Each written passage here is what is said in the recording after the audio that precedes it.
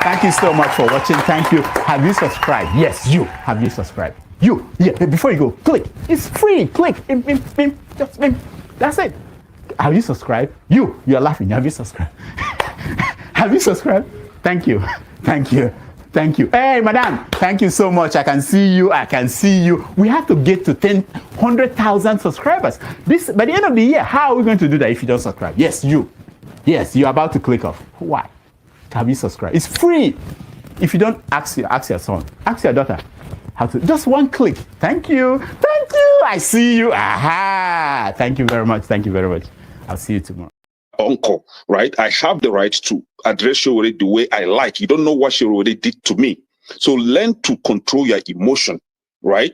That is the only thing I'm going to tell you. But if you don't want to control your emotion and you insult me here, I'm going to insult you 100%. Okay. You understand? You cannot insult me on a normal ground. Fiscally, you can't insult me, right? I will treat you like a child. If you insult me physically, I will handle you like a child. I don't care your age. You understand? You are powerful over the camera, so you can say whatever you want to say, but you can't yet say it to me physically. You understand? I will handle you like a kid. Can we arrange the meeting ground? Can we arrange the meeting ground? So learn to control your emotion. You understand? Please don't take him out. I also have a right to respond because you mentioned my name. There's no need to take him out. All you have to do is to meet them or something. And you're taking too long to admonish them. Comment. What did you say? Comment.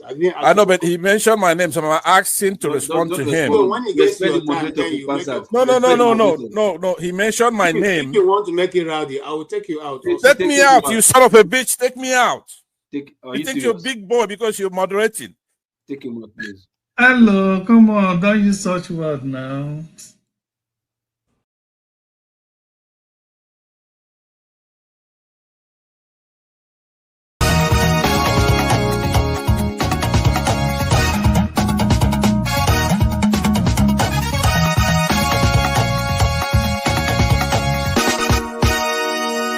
$1,911,844,833 naira and 46. I'll take that again.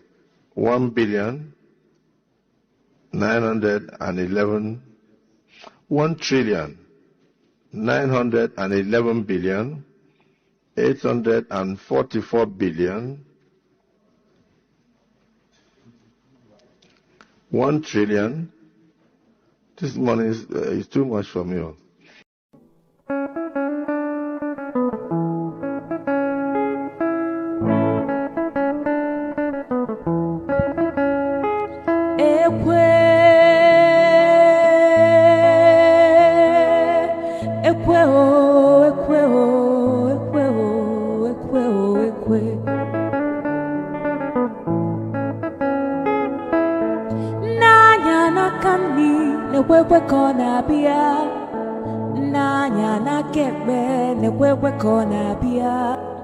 Ebem jelu ekweje gwanu mi fem geme Omo abatano gwanu mi fem geme Ejim gugwo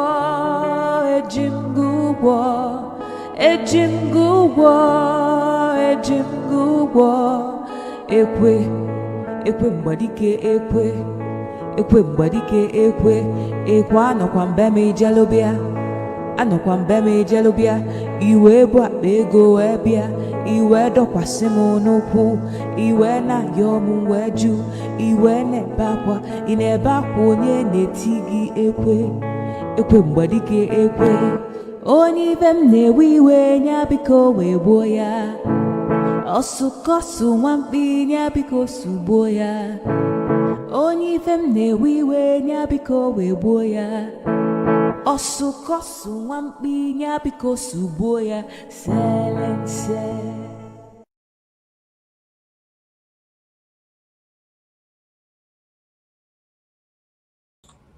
Hello, good people. It's good to be here this wonderful day that the Lord has made. I hope the day is good. It's treating you well wherever you are watching us from. If you are in the States, we say good afternoon. We say good morning to some parts. If you are in London, England, we say good evening. And if you are somewhere in Europe, we also say good evening and good afternoon, or good evening or good night, or good morning, as the case may be. And of course, if you are in the blessed country of Nigeria, we say good evening. I hope that the day is good where you are, and indeed it's a good day for you and your loved ones. Today we come on a not very happy mood. As you can see, I'm not in my regular. But we will discuss and see how we can all be able to chew and understand where we are, why the purpose of this meeting is, and then find a way to go forward. We are particularly going to be dedicating this broadcast to what is going on right now around the globe. I think it's become a news that every channel is carrying on the happenings in Finland. And I have an ample videos here, and of course with the help of those of you also will be coming on to the stream to give us their understanding of what this judgment may be, or what it looks like to you. And so today it's going to be good. I promise you, we are going to understand is what we are seeing right now, is it another conspiracy, or does it look like it's something like a conspiracy of the international community, or is it that the judgment that has been handed down is really what it's supposed to be? And of course, what is the way forward for Mazi Simon Ekpa? But one of the things I want to say is that some people are lumping it together. They are using it to draw an analogy between Simon Ekpa and the IPOB. I think Simon Ekpa and the IPOB are different entities, and we're going to discuss and try to draw a line there.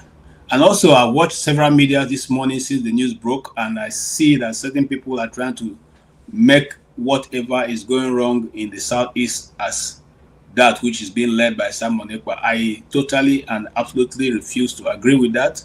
And if you want to find fault in what I'm saying, you could go to the book published, or even to the publications of Chidodin Kanu, who is a professor of law, and he did an extensive research in those areas. He did them not by sitting in his office. He actually went to those places and collected data. I think his data can be trusted, and so you can use it as a reference point. Also, if you still have doubt of what is going on in the Southeast, and you think that this individual is the person who is manipulating everything there, I also want to go listen to Asare Dakobo. I'm not going to play his video today because we want to dwell on what we're discussing. But if you go and listen to his broadcast, you find out that he said, myself and the Nigerian army are fighting alongside in Imo State, and that is not a small statement. I didn't say so that tomorrow somebody said the videos are out there. I'm not manufacturing what I'm saying. The videos that he spoke are out there on how his boys are operating in the East, and the word he used is woto. So if you've been following this development like I have been, then you will find out that there are many actors in the Southeast. Some are politicians, some are militias, some are aggrieved members of terrorist organizations that have gone to the Southeast to make sure that it's not a place that people can dwell peacefully as it has always been. And those of us who are Igbos, we know that it is not anything. The Igbo culture does not allow you to spill blood. One of the things that why you need to appease the land is when you shed blood. The blood of the innocent is the blood of people are well respected in Igbo land. That's why no matter what the grievance is against an individual. The moment you do something that bring about harming that individual, the people of that city or that land will totally refuse to accept you, even if you are right, because it is against the land. The land does not accept bloodshed. Having said that much, let's now kickstart this discussion. I'm going to invite people very early, and then I also have one or two videos to play. And for those people who are rejoicing that Simon Ekpa is going to prison, I'm going to play also a video for you of how the prison look like, just in case his other moves don't work. It's going to be a time for him to probably come out of prison and have a PhD, because it gives you enough time to study and organize your life and make the best when you come out of it. So, ladies and gentlemen, I'd like to welcome you to this broadcast. I hope that all our people who support or do not support will be out there. Meanwhile, I want to say today that today is a public holiday in America, and those of us or those workers in America want to thank you for all your good work. We want to thank you no matter what your job is, whether you are the high networking individual, or you are the middle class networking individual, or you are the bottom of the actual working class individual. We want to say your working, your productivity, your hard work and dedication has kept America at the top of the most desired nation on earth. So you are doing a lot. I want to say thank you for very much. The teachers, the lecturers, the professors, you are all doing a wonderful job. The students that go to school every day, you are doing marvelously. The people who stroll the streets, the police officers, the immigration officer, whoever, whatever, where you are, the armed forces, the Marines as they are called, and all of you, the prison warders, and every single one of you are helping to make America great again. And I say to you, thank you. Thank you for your service. Thank you for your dedication. Thank you for all you do.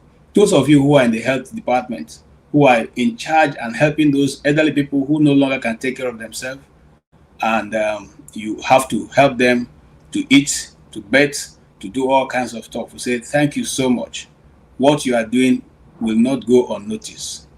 Where man failed to see you, God is seeing your good work, and the angels are clapping for you. Well done, well done, well done. Having said that, let us dive into this real quickly, and we'll get people to come in almost immediately.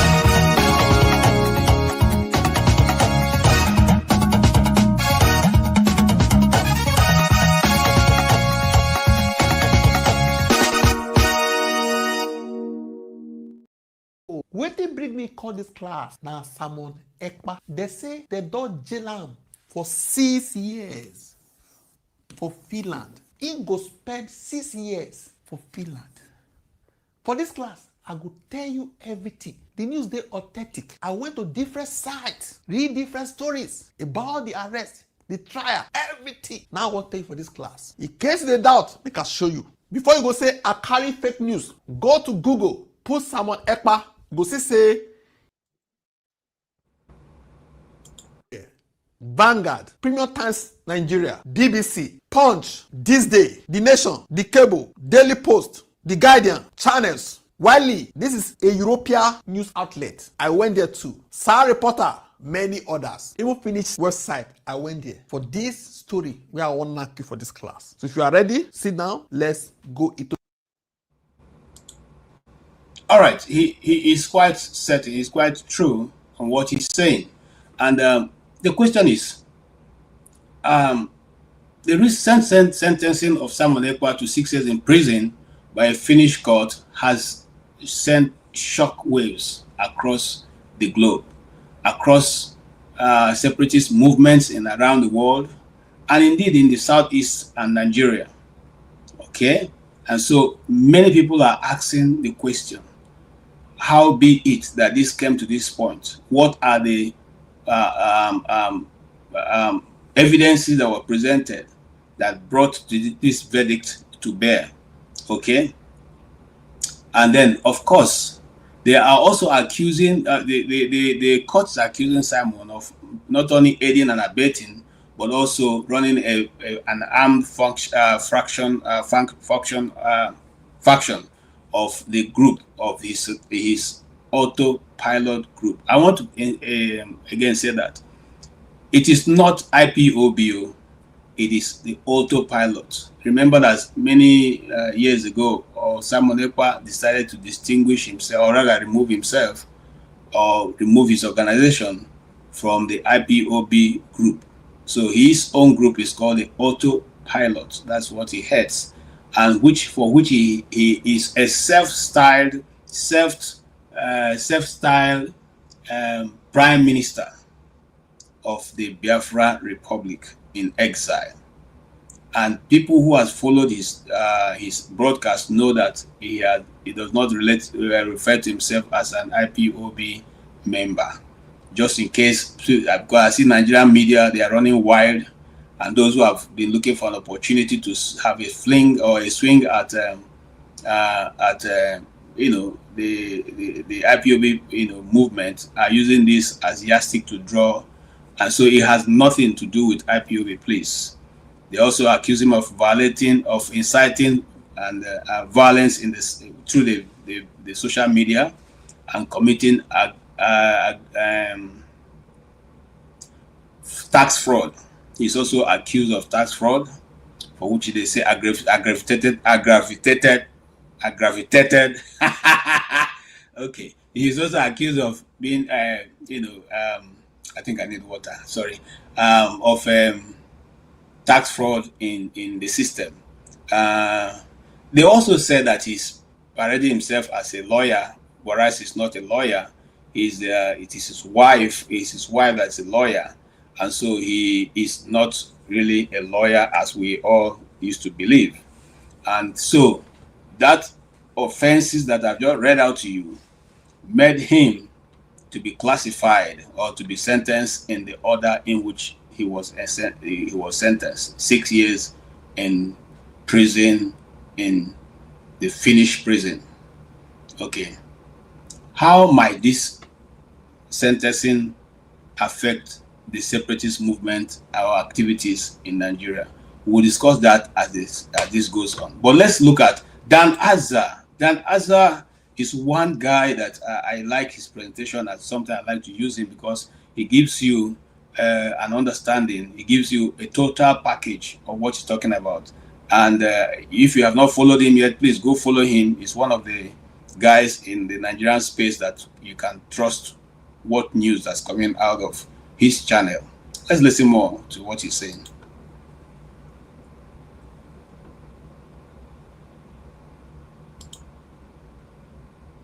About the arrest, the trial, everything. Now I want to tell you for this class. In case they doubt, they can show you. Before you go say I carry fake news, go to Google, put Simon Ekpa, go say the news there everywhere.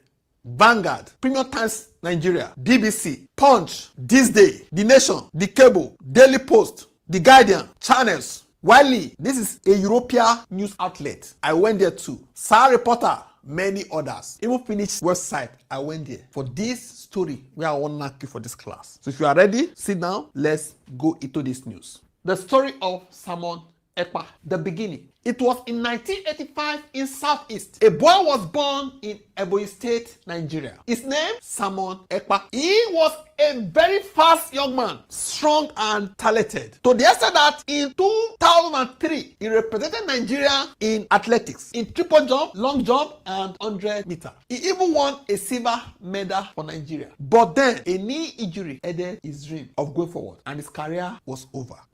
The move. He left Nigeria, landed in Finland in 2007, and became their citizen. He started a family, joined politics, even won a seat in Lati Municipal Council. His life looked promising. His future looked respectable. But something else was brewing inside him. Okay? The shift. He founded a new cause, a new path, and followed it. What path? Biafra separatism. Became a disciple of Nnamdi Kanu. Spoke on Radio Biafra after Kanu's arrest in 2021. Everything what they see for here, so they are coming from the combination of all the news outlets I just show you, plus the one in Finland. Okay? Spoke on Radio Biafra after Kanu's arrest in 2021. But soon, he broke away and formed his own fashion called Autopilot. The arrest. In December 2024, Finland authorities struck. The police arrested him. He was accused of terrorism, incitement, and tax fraud. 4 other suspects were arrested with him. Their charges were dropped. I'm talking about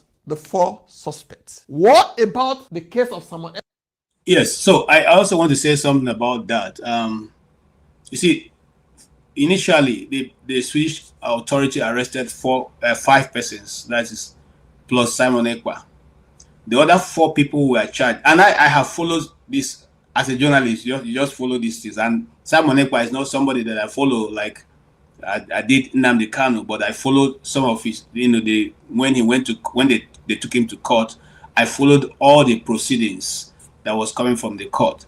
So the first thing that the court did was to find out how involved are the other 4 persons, because the government was accusing them of having financed the ongoing in the southeast, but they could not find any reasonable documents or connection between him and the rest of the what has been accused of, and so they were quite easily freed. In other words, they were not kept one day. As soon as the court said, "This, you guys, you don't have any case to answer," their own situation, their own case was done. And that's what we have been saying about the ongoing in Nigeria. It doesn't matter whether it is Nnamdi Kanu or not. There are many other IPOB members around in Nigeria, languishing in many other prisons. And apart from IPOB members who can speak for some of them, the other people that are innocent, who do not have anybody to speak on their behalf, are all languishing also in different prisons in Nigeria. What is the reason for holding people in prison when you are not going to try them for years, even for the crime that they would have ordinarily served and left the prison? They are left in the prison, and some of them become radicalized or become something else in the prison. This is something that our government should. Now, the whole of this trial of Simon Ekpa didn't take more than a year. Everything was investigated, everything was concluded, and sentencing has come down. So we were also going to look at all that. So no matter what you think this individual have done, if you cannot be able to bring a charge that can be sustainable in court, why not leave him?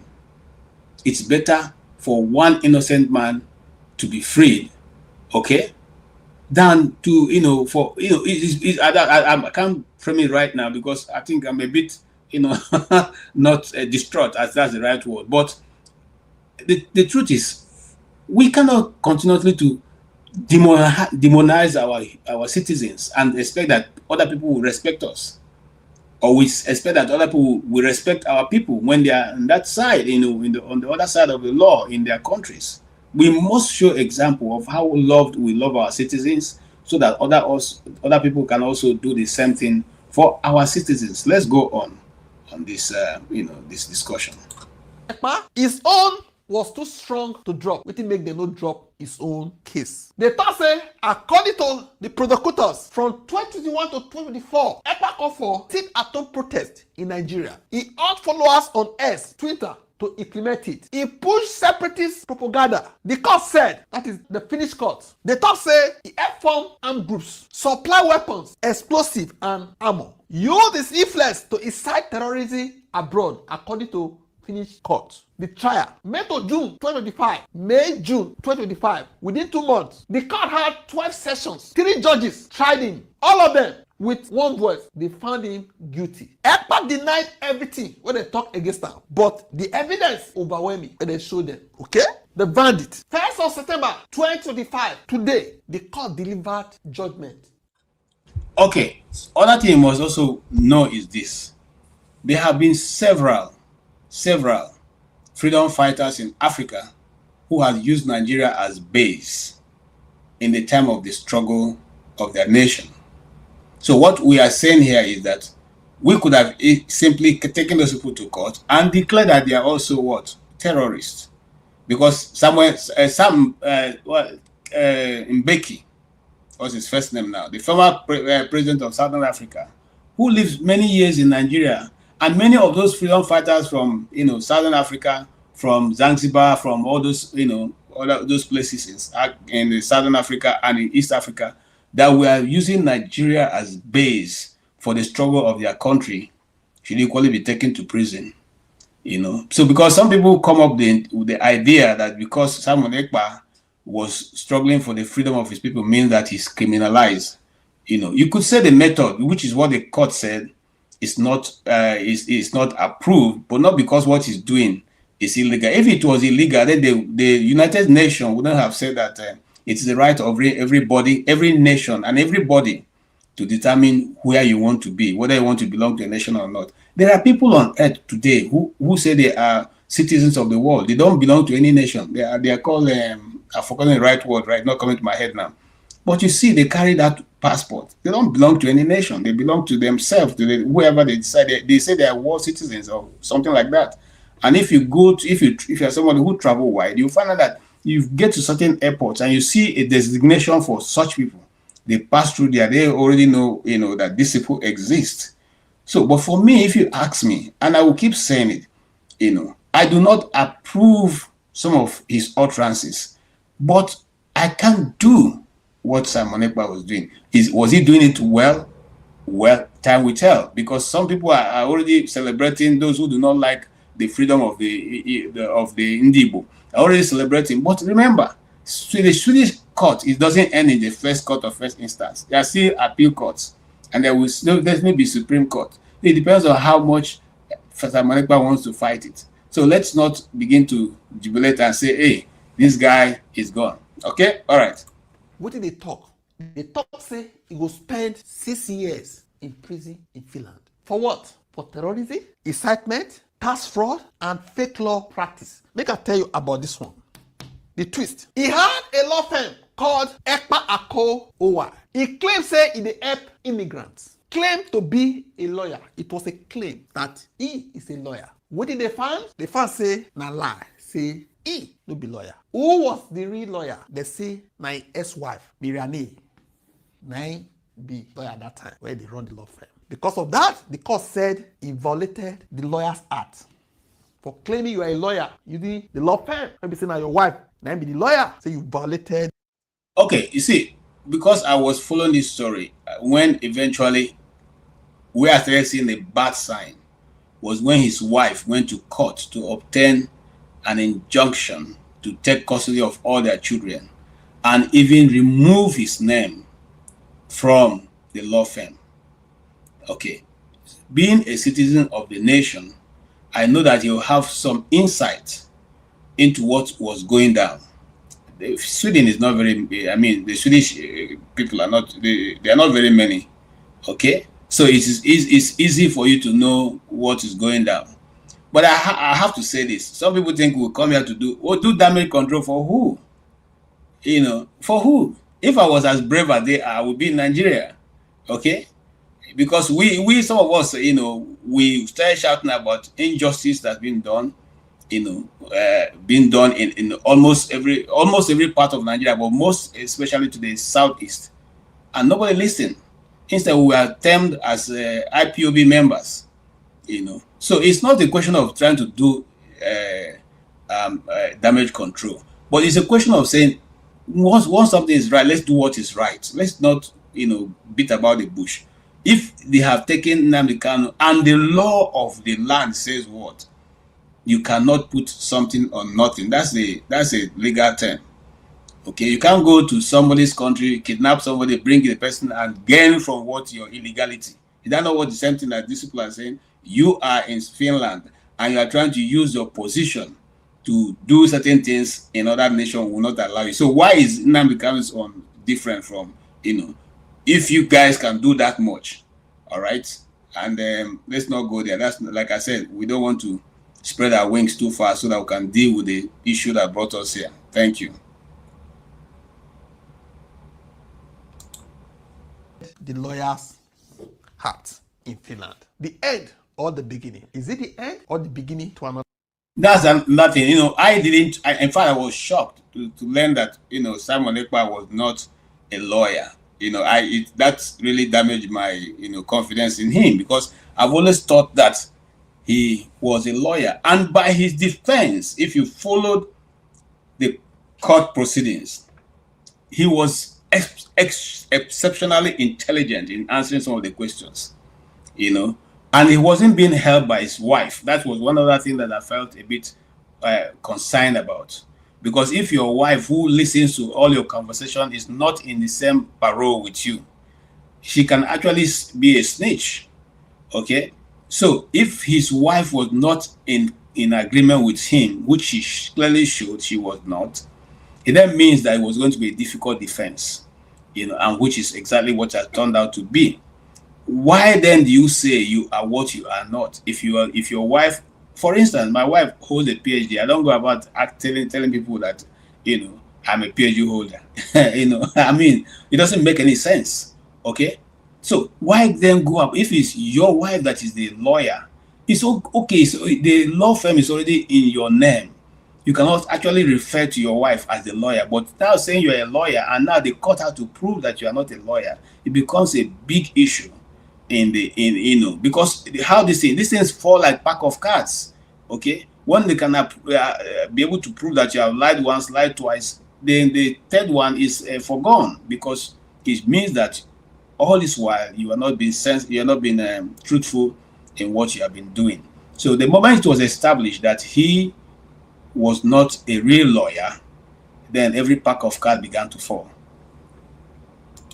That thing. Was an athlete, then a politician, then a separatist leader, now a prisoner in Finland. 6 years behind bars, not in Nigeria, but far away Finland. The message from everything we just read. This story showed one thing. The internet is not lawless. What was posted, whatever you post, whatever you incite, can come back and hurt you, the poster. Okay? It can even come back to jail you. Another thing we must learn is the speed of this trial. Nigeria judiciary should learn from Finland how to hasty cases than letting them linger for ages. What do you think about this news? Say Simon Ekpa, they don't give him 6 years imprisonment for Finland. And so we see him. If you go read down by yourself, I join everything together to tell you the story of Simon Ekpa. So now, you don't see him, so what do you think? Drop it in the comment section. Don't forget to like, share, and subscribe. Okay, thank you, Dan Azza. Dan Azza, we need to invite you and have a discussion with you. So if you're listening to me, please reach out to Dr. Damages. We would like to have a very robust discussion with you, because you make everything so simple and straightforward to those who want to learn. Those who want to hear the truth and take the truth. But not everybody likes the truth, so I don't know if they want to learn really. Okay, so that is the nutshell. I use that as our baseline, because he touches on everything so quickly and so straight to the answer, and so we don't have to really go about navigating too much to get to what the truth looks like or what the truth should be. I'm still waiting for my guests to come in so we can have a tete on this. Oscar Blackstone, I don't know, you should be on holiday now, so get onto this platform. Let us Jojo Chukudi, I don't know where you are, but we'll be glad to have you. And Hajo di Diso, please, I know who you are, so you can equally get on, since you have a contrary opinion to what is going on. Please feel free to jump in and let's jaw. Let's jaw. This is big because a lot of people, someone has a large following, and because of that, I know that a lot of people will be interested. So let's discuss. Wherever you are, here comes my brother and friend, the public guy himself, and also my good brother and friend also. Mr. Oti. Mr. Oti and I go a long way. When I say go a long way, he was supposed to be a priest. I was also supposed to be a priest. But here we are today, living a different life. You are all welcome to this discussion. and I really appreciate your coming in quickly. Just one more video, and then we can go on and talk about it. I want to show you what it looks like to be in the Swedish prison. That I had never experienced before until now. Thank you so much for watching this video. Thank you, Hotel Cacola, for the invitation and modernized the wall. Oh my god. In this case we have two beds. Originally there was only one because of the isolating section. We have here some radio box. Here we have our toilet paper, but no one can steal it. No. Of course we will have also a couple of hours to feel the sensation of this room. So probably the most shocking thing is that prisoners were allowed to have sauna. Only in Finland, definitely. Not having a toilet to poop, no, that's a bucket. And prisoners were able to go once a week to the saunas. This is pretty fancy, pretty nice. In 2007 this prison was decided to be closed because of the bad conditions of the building, the illegal activities, and the security that it was just in the center of the city. It has been 2 hours now. Solitary confinement starts now. It's 2 a.m. right now. Honestly, I have woken up a couple of times and I have hit my head 2 times here above. I don't know, it has been hard to sleep a little bit. Good morning. This was such a great experience. Hotel Cacola really teleported me into the old Finnish, the past, and a completely different environment that I had never experienced before until now. Thank you so much for watching this video. Thank you, Hotel Cacola, for the invitation, and see you in the next one. Bye. Okay, that is some of... I just choose one of the worst ones. I didn't want to give you guys the one that looks like Transcorp Hilton that is there in... I wanted to just see the worst of the situation in prison in Finland. So those who are thinking that Simon Ekpa is going to suffer for 6 years, they should think again, because did you see a bottle of wine in that table there? You know, you saw a bottle of wine in one of the tables there. So even the prisoners are giving wine. So, I mean... the only thing that's different is that you're not going to be allowed to move around, but life will be good, you know. And yes, Pablo, you're welcome. What do you say and what do you think about what is going on or going down with our brother, the self-acclaimed Prime Minister, Simon Ekpa? I say assalamu alaikum and I welcome us to today. In the name of the Father, the Son, and the Holy Spirit. Amen. I think you started by saying that this is a sad day. Yeah, I think it's sad because he has followers. I'm not, obviously, I'm not one of his followers, but he has people who admire him. He has people who celebrate him. He has people who look at him, and I respect those people, and I respect him also. I can do what he's doing. I'm one of his admirer. Yeah, so I don't have any problem with you, bro. No, I think to me it's not a sad day. I think it's a very important day in terms of the new world that we live in, that we have to coexist with the cyber world. So there is a bigger implication than the way we just assume from just Nigeria and Finland, right? So there is from the platform owner by themselves. You have to start looking at their own love. But I don't think we'll get to that stage yet until after the final verdict of their high court, because from the international community is actually paying attention. From the day it confirmed that he's been arrested, the international world is looking, what is it going to be like? You know, in terms of cross-border jurisdiction, cyber. We're talking about free speech the other time. What is the cross line between free? What is the cross line between the digital activism and all that kind of thing? So it has a wider implication. So other countries, other nations, other internationals are paying attention. What is he going to be? Because he's going to set a precedent. I think he probably be the first person. I could be wrong, but I think he's the first person that is being charged. You're right. Yeah. So it's more of a it's going to be a bit more of a reference case for as long as the world that we live in today exists. So there's still more going on. So I'm looking at it from that angle. But again, when I read, especially follow the story from international media, one thing that keep occurring is the word Biafra. I think regardless of what's, if this is the end of his activity or we still here to see the come. I think that word has been registered, and one of my strongest argument for him then is that he will be credited as somebody who who algorithmize, if there's a word like that, algorithmize the word Biafra, so into the conscience of the likes of TikTok and the new digital media that never existed before his own time. So he will be credited, just like Nnamdi Kanu will be, no matter how if you tell the story of Nnamdi Kanu, you have to tell the story of the internet. So the same thing when you tell the story of Biafra, story of Ekpa, you tell the story of social media. So to me, I think that is his contribution, and it's a story that is still being told. So it's a day for every with the international animal. Talking about people they walk around without having a boy cross border with the nomadic the Fulanis of this world. So yes, it's a case study for us. We are taking it to classroom, and we study what is going on. Yeah, you see, thank you so much, Mr. Oti. What came into the international media as they are analyzing what has transpired between the court and Simon Ekpa. One of the things they said is that the reason this escalated was because Nigeria has failed to have a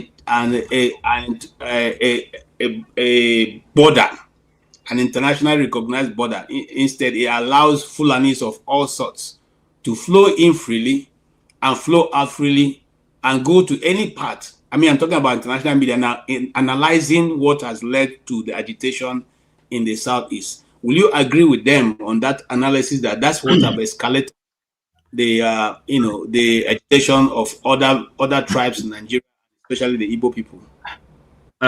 No. Now this I think if I can just identify one thing, put my finger on one thing that is not the problem. Our problem, I think it's really lack of clarity, lack of moral clarity. You know, so many these things are kind of also mixed up. You know, very strands. You know, it's complex, and really, we can only begin to analyze by perhaps identifying one aspect of it. Okay, now for one thing, well, KJ, when you were introducing this discussion, you did mention that you paid attention, you followed the trial of Mr. Simon Ekpa. Well, I mean, I didn't. It for me, I've no reason to be interested in it, quite frankly. And then you appear to see him as a freedom fighter. I think that is a category mistake. Now the reason why I'm saying that is this: freedom. Whose freedom?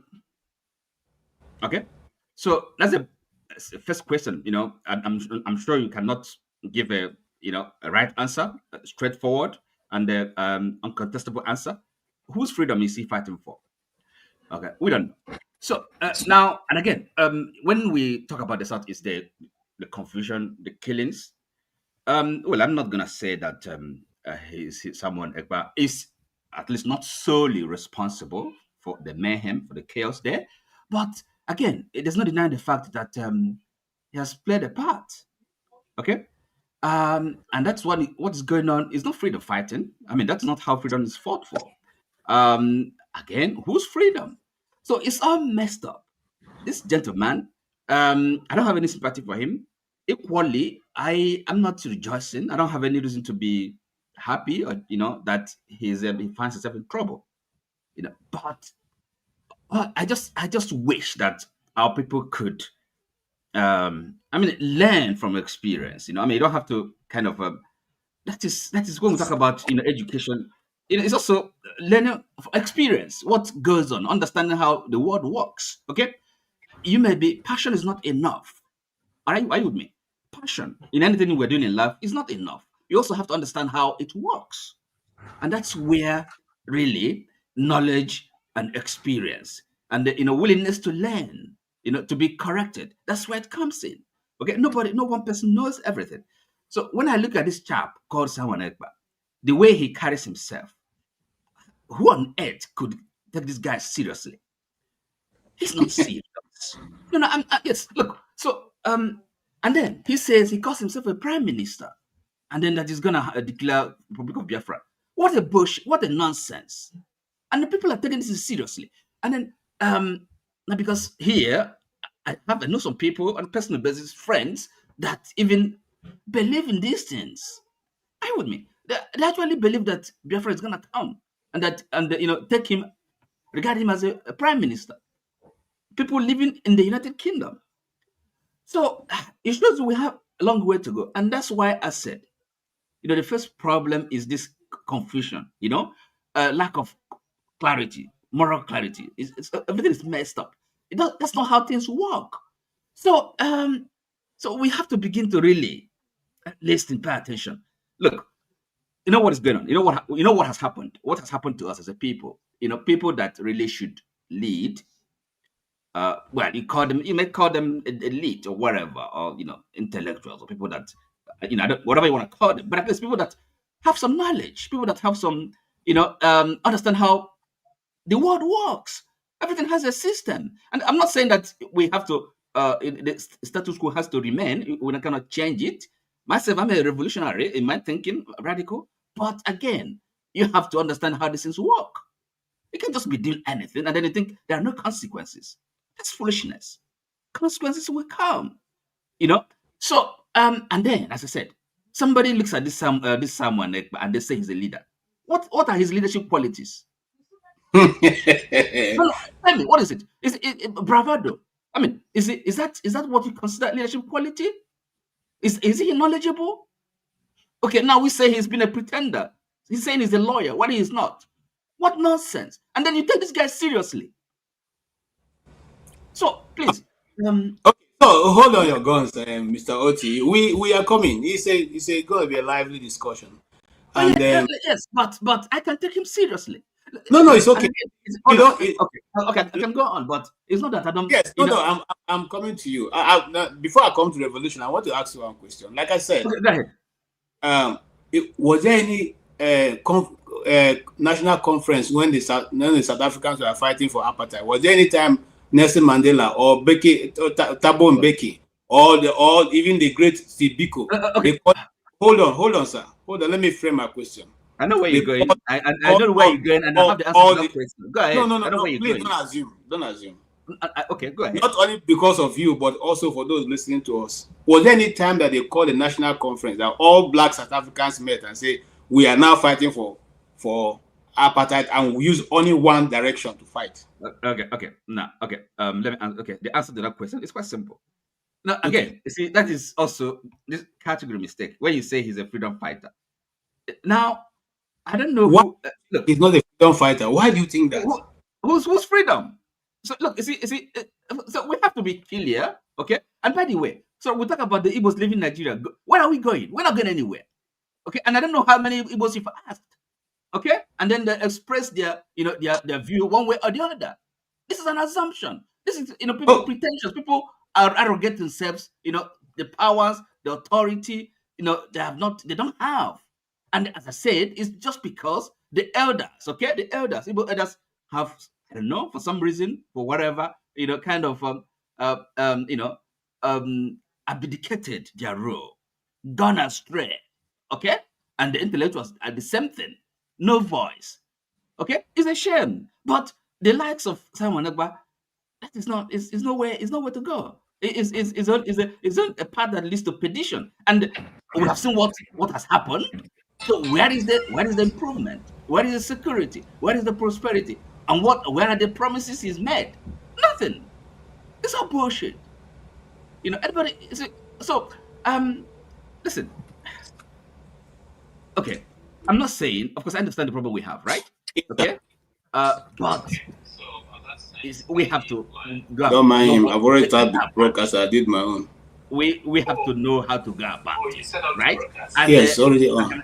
So that's a different topic. Yes. How to go about it. But for this, if it is this brigandage, this kind of this kind of shenanigans. No, it's pointless. It's people are making money. People are just deceiving others. People are just leading the youths astray. That's the pity of it. Okay. So and that's when I say people we have to well, I'm happy my friend Revolution here, and if you allow me, this is a kind of a digress. Revolution, So the other time, I mean, I don't know. Well, I'm happy you didn't take it as an insult, and it's not an insult on my part. I don't insult people, but sometimes I can be harsh with my words. If I'm convinced about what I'm saying, I don't make an apologies about my views. They may be strong, and I express them strongly if I believe in them. So look, it's not. You shouldn't take it personally. And what I mean by that is this: it's because I'm speaking to something. I'm speaking to if like a kind of something that has arisen, amongst our people, and this is what I mean by kind of being passionate, that people follow passion, but without having proper knowledge, without knowing, how to go, right? So being passionate about something, about the cause, that is not how you're gonna achieve it. You also have to know the right way to, the path to tread, right? So I mean, people can express opinion. I express mine, and if you challenge me, you can even describe my opinion as foolish and idiotic. I don't mind. You have if you express opinion, you have to be ready. Expect people to challenge your opinion, attack your opinion, ridicule it. That is what is a public debate. That is a marketplace of ideas. That's how it functions. I don't. Anybody can express their opinions. No, but if I say your opinion is not educated, you shouldn't take it as an offense. Okay. So, I thought you were going to say. I think the thing you're trying to say is revolution. I'm sorry for that word. No. I'm not saying sorry. Why should I say sorry? Okay. All right. Then there's no need for you because you already. Sorry, because it's silly to say sorry when I'm not sorry. I'm just Mr. telling Otu, you. Elaborating, and what explaining you myself. just said now. What you just said now was the same thing you said the last time. So if you're not going to add any more new things to it, then let's leave it and move on. But just kind of underline the point. A revolution have not taken offense. To say that I'm not really sorry. That's the point. Guy. He's a simple guy. Let's move on. Thank you so much for that. Anyway, so we'll put it in content that you actually try to address it. Revolution. You are one of those who love Simon Ekpa, and let's not beat about the bush. Simon Ekpa is somebody that can be loved. He's a fine man with a pattern of Nnamdi Azikiwe those days. You understand what I'm saying? So, how do you see this judgment? Does it affect his personality as far as you're concerned?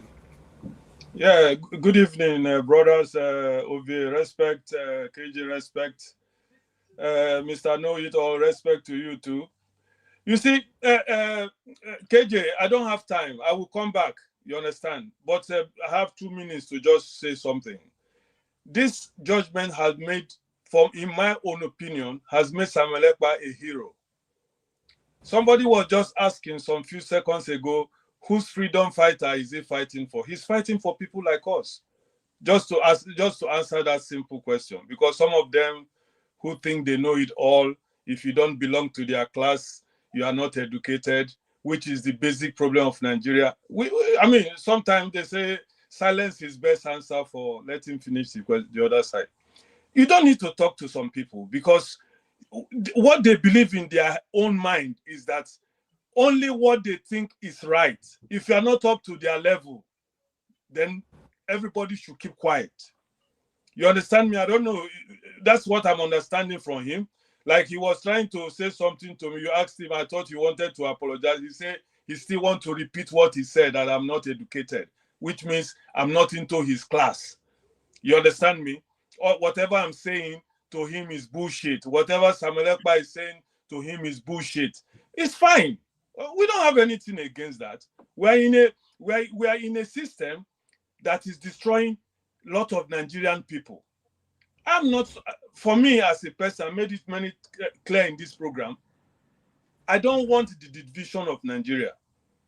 It's not going to help us. But many Nigerians have believed, because of the way everything is going, the class system of Nigeria, like this, my brother there, talking as if he owns the world. He knows everything. So if we don't belong to his class, then we should be shut down. You understand me? The politicians, the same thing. So when somebody like Simon Ekpa or Nnamdi Kanu stands up to fight for the common good of Nigeria, it becomes their brain cannot take it. Who is he fighting for? Did he consult me? You know. So KJ, let me stop here and go and do something, and I will come back later when I have the time to.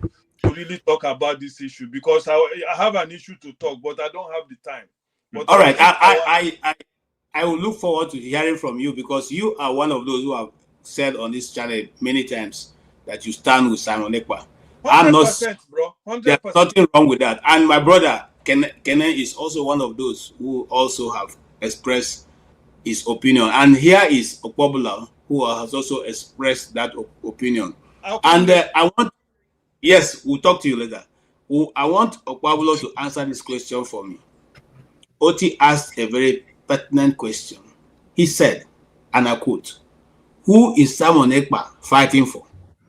Do you have an idea? Or is he a stranger, just a lonely, wild wolf running around thinking that he has a pack of wolves with him?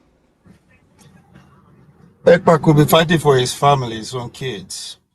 He has kids. I think kids are what fighting for. So unless his kids are not Biafrans, because I just the reason why I said that I follow it from the international reporting, and the word Biafra keep repeating. Matter of fact, they admitted that the country Biafra once existed for like 3 years. This is put out there by educated people, facts, scholars, not Agbero like us. This is a report of scholars that Biafra existed for 3 years, which eventually ended through the civil war. So these are scholars. 2 months ago, I was in Texas, and I get into argument with one Ivory Coast guy who is a ardent supporter of Traore. So, and I was like, what is the difference between somebody going from American hands to the Russian hands and all that? So we're, very two Africans. So we're going at it, screaming that we're at somebody else's house. So the owner of the house is an Indian. The man walk outside. He look at her. He say, "Come, easy. I understand this." So I was trying to explain to the man. He was trying to explain. He said, "No, calm down." He said, when India was going through their struggle, they have two people just like you. Some people want us to still continue with the British way of doing things, while the other way. So he told us with a smile, and before you knew it, all of us got keep quiet. So, and our people say there's no one road to market, right? There's no one way. Say this is the only way to get freedom. If not, a PhD holders go together, go just put them together. Nation will come to be. It doesn't work like that. No nation in this world. It is a combination of the rejected, the foolish one, the idiot. Because now the idiots, then they go die. Now then go sacrifice their blood for that dream to come true. The educated one will not. So it's a marriage. And that is a definition of a society. Everybody get rights. This idea of education experts, this was less than 100 years ago. And that thing come to mainstream due to Manhattan Project. Because now educated and expert carried out that, it was very successful. But again, there are many roads to market. No, you will never understand why that person wants whatever he wants. It's a different thing. So the same, just as it would the Nigerians we have. KJ, am I allowed to interrupt? As long as very civil, we are still for now. No, look, I'm not civil. Look, I don't. Look, look, it's now the question really is this: the people, any freedom fighter, quote unquote, is fighting for.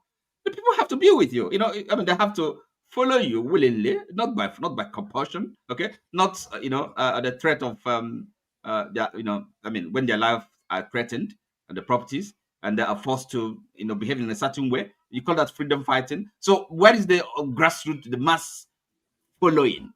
And it's not there. It's up by force. And that's why all this, you have arms everywhere, right? So, and they're talking about, you're leading people. No. No, that's people don't want that. Nobody wants that. Go down to the village, to the grassroots, and find out what's going on. And then these people stay in Europe, in America, in Asia, these places, and then they're sponsoring these things, using the media, the internet, and they say it's freedom fighting. No, if you're a serious freedom fighter, you have to be on the ground. Get to the ground, talk to the people. Let's see how they welcome you. So okay. Thank you. Thank you. But coming back to you before. Tony, you're welcome. I am glad that you are here. So we have very mature people who can give us insight and foresight into what we are discussing. I welcome you. But let me go back to yes, Pablo. You heard what Oti said. Please, can you? I think that topic. What education, at least the one way I receive, teaches me that maturity has to put environment and decorum into consideration. There's a rules that we state here. Talk your own. The idea we keep going personal is because we interject to just make points that is already out there.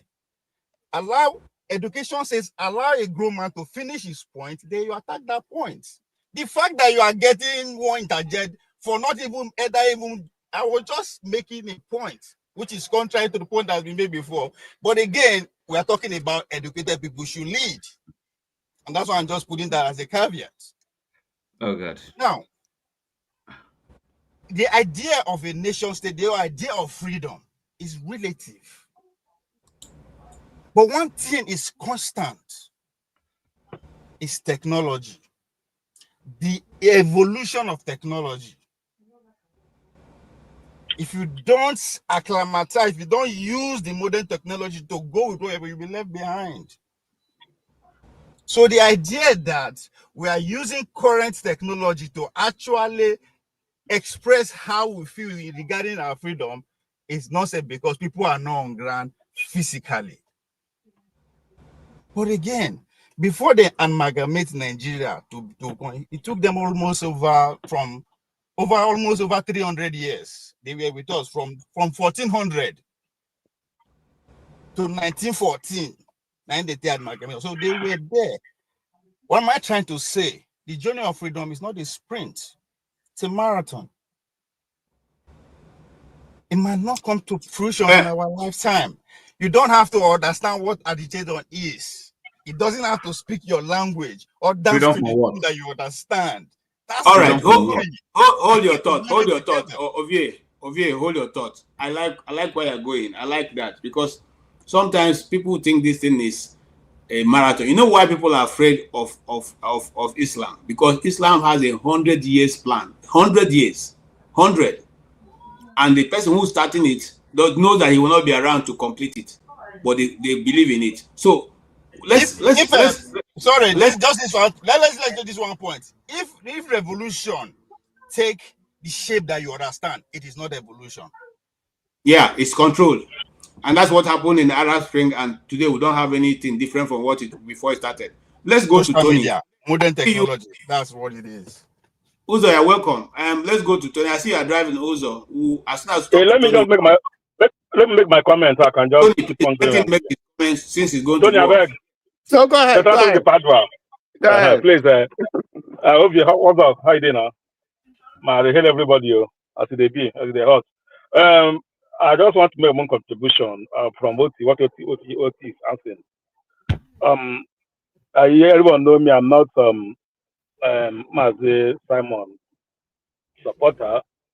And he said that too hard or anything. But something he said, I think some of his ideas and something he said. Sometimes he said something that is not good. The truth is fact. I said the other day, since he was arrested, the statistics already calmed down a little. It's not how it used to be anymore. Any statistician, I will tell you that is the truth. And the other way around is that his arrest doesn't stop the agitation of Biafra. He's not the first person. He's not the second. He's not the top person. We have someone like who's educated. They have absorbed and control a large crowd. All right. He was arrested. These are other. Biafra still continue. All right. So for him asking who is he agitating for, who is he fighting for, he may not know. He may not know. I hear in Texas, his supporters if you see kind of people that support him, you will sometimes you ask yourself, this is my uncle, does he know what he's doing? But that's the uncle that he said, you get the reason what you see that is supporting him. So everybody has their support, no matter good or bad. Even Jesus of Nazareth, all of us are Christians. Even as much as we believe that he's Messiah, some people see from his own brothers still tell you that he's not. He's a criminal. Why was he killed? They can't criminal to kill him. All right, he's from his own family. So for me, Mayaba has done his own part, and he has gone to jail for it. So if after all this he didn't go to jail, that means he just is not real. We all know that everybody that wants to stop anything, he must pay for it, either with their life or he didn't like plan to go. If you do all this they allow you go. That means, guy, you're not even wanting to call anything. You're just nothing. So he has already started for his whatever he said. He may not say everything right. If he says everything right, that means it's wrong.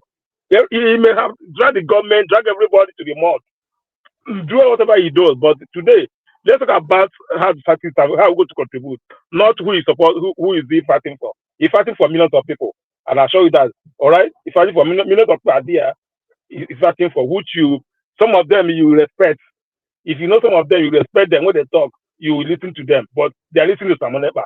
So that's how like I see like Simon Ekpa is not the first person. All right, we all remember Adeka's grandson in London. He was nothing. He didn't say. He was also arrested. We'll talk about it. He's in prison for 5 years or 6 years now. So it's not the first person, all right, that have sent, that have been arrested, that have do that. But let us hold our thoughts. Let's not to like condemn him, or everybody have the right to support whoever want to support. I have the right to say if I want to support him, he's fighting for me. Everybody has the right. But ask him who he's fighting for. If he doesn't fight for you, he fight for somebody else. If I was somebody else, Excuse me. Can I ask this man a question? Let him finish. Let me finish. Oh God. He said transit. Let him speak. You will see. I don't know if you listen to himself. You understand what he's talking about? So you have a right to support everybody. So even a criminal, somebody did something wrong, you support him because come on, what kind of logic is that? For you, no. Can we have educational? You see, for you, that is a criminal. For somebody else, not a criminal. So don't go say you see somebody as an innocent person. That person is. We can't distinguish between. Come on, listen to yourself. You are mature. I know that you're mature. You know that where you. I don't mention Jesus of Nazareth, for example. You see him as he's a Messiah, he's the Son of God. But some people see him as a criminal. So that's how life is. That's how life is. You can't say education stays don't attack. Okay.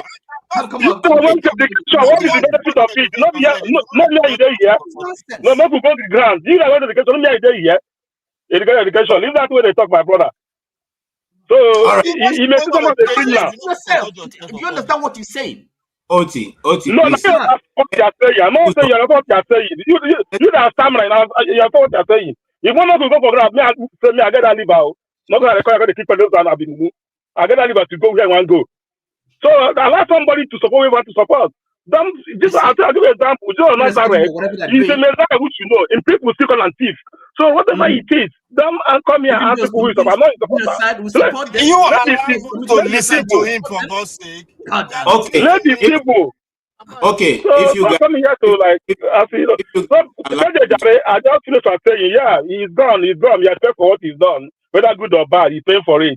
So let's just learn from that. Everybody can go learn for that on my own. Let's learn from that. If you notice the title of our broadcast, it says he's not, he's not undaunted by whatever situation he finds himself now. The fight continues. It's called those days when we used to do student union. It's called a luta continua.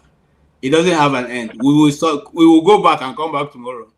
And we did it for a long time in Nigeria until we realized that we have many sellouts. Just like I want to tell Oti, there's always going to be people who are not in support of what you are doing, whether it's good of your nation or not. When I was one of the set of coppers who fought and said, look, they were paying us 1,500 naira at that time. We said this was not a livable wage. We fought for it. We agitated, we wrote, we were on the front side, but we never got it. I never be part of those who took the increment. Up to now they are paying them 33,000 naira. But it was we who initiated that these things should be increased after every certain time in the year. So sometimes a leader is not the person who is going to actually benefit for whatever is going to be implemented. But the thing is for you to start. The purpose for you to make your society better than you saw it. Is it that America is not good until somebody came up with the term "Make America Great Again"? Have America never been great all the time? Okay, so the thing is, somebody must introduce something to move his society forward. And what is the Biafra agitation for? Why did Biafra come back after many years? And that question goes to Tony.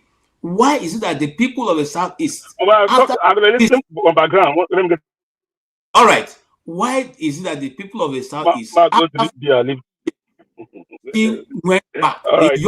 The young men in the East, not even the older people now, are still saying we will want to go to Biafra. Why? Greetings, KJ, greetings, Ovie, greetings, OT. I can see Mr. James there, and Uzo. I know you're listening, and then Revolution is probably listening to, although he's off. I greet everybody. There's something that Uzo just said that just reminded me of a friend who is a Jew, is a Hasidic Jew. So I was writing something that I was going to teach in Sunday school, and it's about Jesus, So he asked me, "What are you writing?" I told him. He said, "Oh, that guy is a rebel." So he's a rebel. I said, "Really?" He said, "Yes." Is that how you people view him? He said, "Yes, he's a rebel." I said, "But for me, he's the Messiah." He said, No. I shouldn't mention that where he is. So we just laughed over it. It's the same thing that some people see Ojukwu, and they still see him as a rebel. And some see him as a hero. So it depends on which divide that you and what information that you have about what this situation. I think either side, Oti has his views, and I see the point that he's making, that he is entitled to disagree with the strategy. He may not disagree with the concept of Biafra, but he may disagree with the methodology and the fact that that person is representing him as a person, because, like he has always said, he's not consulted. So he has a right to say, "I don't believe in that struggle," or "I don't believe in, if I believe in the struggle, I don't believe in the methodology that is being used." And I think there are a lot of people who don't believe in the methods of Samuel Ekpa. If you look at it, it's more extreme than Nnamdi Kanu. Even Nnamdi Kanu, there are people who don't even believe in his strategy. But that's not saying that they don't believe in Biafra. There's a need. I can see a reason why people are agitating, are saying, particularly the young ones, are saying that this country from the Southeast, this country, and not even just people from the Southeast. There are even people who are not from the Southeast who feel that, these people have the right to say they don't belong, and if it can be established that there's a general consensus, and I underline that, if it can be established that the majority of the people from the Southeast say they don't want to belong to Nigeria, they have a reason, to so do, and the government should listen to them. And there are so many reasons why they can feel that way, because we know we've talked about so many times about marginalization of the Southeast. Yes, there are other sections of the country that are marginalized, but if you look at the case for the Igbos, you would see that every day you see signs, even from the central government, that they are treated like people who don't belong to Nigeria, who are not wanted. And these things have been coming up every time. You see it even naked. For instance, we had what Abike Dabere said, a few days ago. you know, which is I challenge it in a particular platform, which is unfortunate. And this is someone who is serving not the state government, who is serving the federal government, who's working for the federal government, and is speaking in a way and manner that is odious, that is offensive. Because if you look at, if you take a sample of people who are in jail all over the world and who have been sentenced and condemned for whatever offense, you won't just see only the Igbos. You go to Saudi Arabia, you see a particular ethnic group dominating. You go to Italy, you go to, there are people from all walks of life, from Nigeria who are there for one offense or the other. You will see chiefs, traditional rulers who are there. Now, to just pick one section and just castigate them, what kind of impression are you trying to create if it's not hate? And that's unfortunate. So when people begin to see this type of things and policies from government, from even presidents, you feel that, well, if you don't want me to vote, I cannot live free in the state, even though the constitution of the federal government, allows me to live freely and do my trade anywhere, and then every time people are always pointing there. If they don't call me iPod, they say, I don't belong here, I don't have a right to vote, and so on and so forth. And you see policies that discriminate against, even from the structure of the states today. You still see glaringly that all I talked about it here. All the 6 geographical zones, have six states. In one has even 7, but one has 5, and nobody talks about it. And by implication, you are depriving them of revenue that is due to them. You are depriving them of representation. You are depriving infrastructure, education, health, whatever. You are depriving them of so many things. Enrollment in the army, in this, whatever. You are depriving them, and this is evident. And we've lived along with this. It's not 1 year, it's not 2 years, it's not 3 years, it's not even 10 years.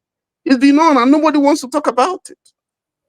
Okay, and you say such people should not, if they feel you every time you rub it in their eyes, you are a defeated people, you are a defeated people. So come on, what has the Southeast done that the North has not done, for instance? What has they done? What have they done? So if you have people who are agitating, they have a right to agitate. They do have a right, and they should be given a listening ear. But what some of us disagree with, and I am one of those who disagree, the strategy that some of them have employed, I don't endorse it. I don't endorse Simon Ekpa. And so I support Oti when he says this strategy that he's using is wrong. And thank God he's not been tried in Nigeria, because if he was tried in Nigeria and jailed and sentenced, in Nigeria, they'll say, oh, but this is a foreign country. And so you can't say bias. There's no element of bias. If he's jailed, it's unfortunate, but he deserves that. And in any case, he expects it, because if you go to the trenches, that's the likely implication. That if you are found guilty, if but I think he threw caution to the wind, because in the way he went about it, some of the things that we heard him say, he was here on this platform, and I saw some of his responses and the way he reacted, and that's not that's, for me, is not I don't think, I'm not his fan, Okay. So that's my reaction. But as to whether there's a reason for anybody to say we don't want to belong to Nigeria anymore, I think I can find, for me, I can find, even though I don't come from the Southeast, but I can find good reasons why anybody would say I don't want to belong. There are millions of reasons why anybody can say I don't want to belong, because they are not being treated well. That's the statement of fact. But how you go about it is the issue. Thank you. Thank you so much. I don't know who changed my background. I don't usually use this fancy background. Okay. Yes, and what I wanted to say was that, in response, and I'm going to ask the question afterwards.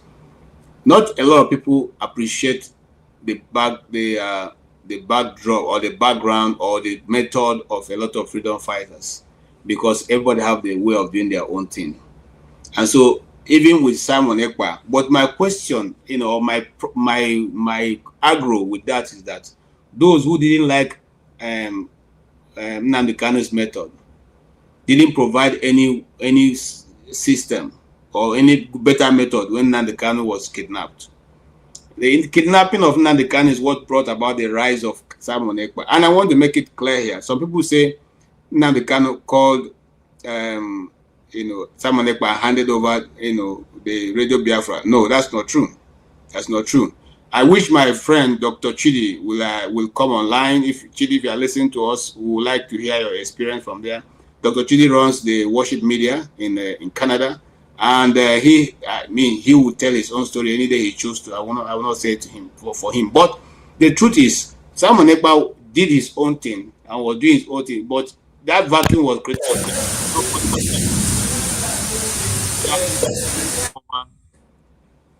And listen or fill in that gap when Nnamdi Kanu was not there. The intellectuals that Ochi is asking for didn't fill in that gap. The Amadiohas and the heads of chiefs in the Igbo land didn't fill that land. And they did that position, and they didn't provide a mechanism or a structure. I think as a father, if I was in the ruling class and I didn't like that system, as soon as that system didn't, they didn't allow this young man to operate, I would have called and said, this is the way to go around this thing. Since that wasn't done, I don't think anybody should blame Simon or blame anybody for the method they're applying. Now that Simon is facing, greatest ordeal in his life, those who have a better system, please show up in this channel and tell us how we can go about it to make it better, or start a movement that will let people know how just what Tony have reiterated will be handled, because there are many things that is against the Southern Easterners that needs to be addressed. Not only what he mentioned. Remember that we still score the highest in JAM and WAEC and still don't get admission. So there are many things that are there that should be addressed, that have not been addressed. But I welcome you, Mr. James. Welcome for coming. Thank you so much for tuning in. What can you say so far? We've been dealing with the issue of Simon Ekpa, who was sentenced to 6 years in prison, even though he has, he and his lawyer are right now meeting to discuss the way forward, which is they're going to appeal it, and the fight goes on. So he has vowed to keep fighting, and I support him to keep fighting, because any society that don't have radicals is the dead society. That's what Babangida said. So please go ahead. We can hear you slightly, not very much. Can you hear me now? Yes, but it's noisy.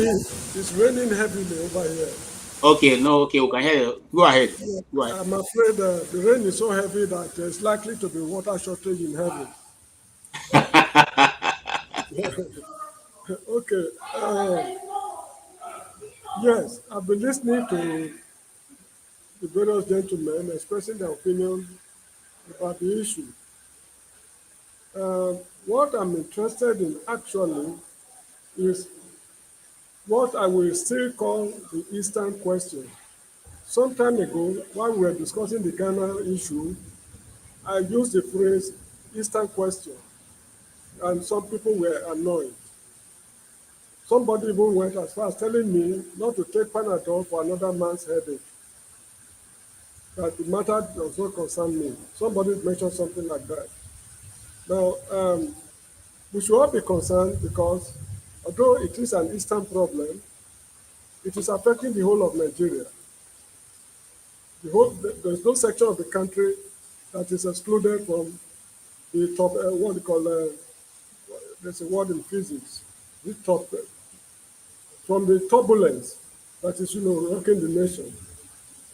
I call it Eastern question for a number of reasons. You just give me a little time to explain certain things. When the federal government of Nigeria during the military era decided to industrialize the country, they set up a larger steel complex in Warri, the minority area. A Jakarta steel complex in Kwara State then, I think it's now Kogi or Nasarawa, I don't know. Katsina steel rolling mill in Katsina. Jos steel rolling mill in Jos. Osogbo steel rolling mill in Osogbo. None was located in Eastern Nigeria. And those who feel that there's nothing like Eastern question, I would like to ask them the question, why was none located in Eastern Nigeria?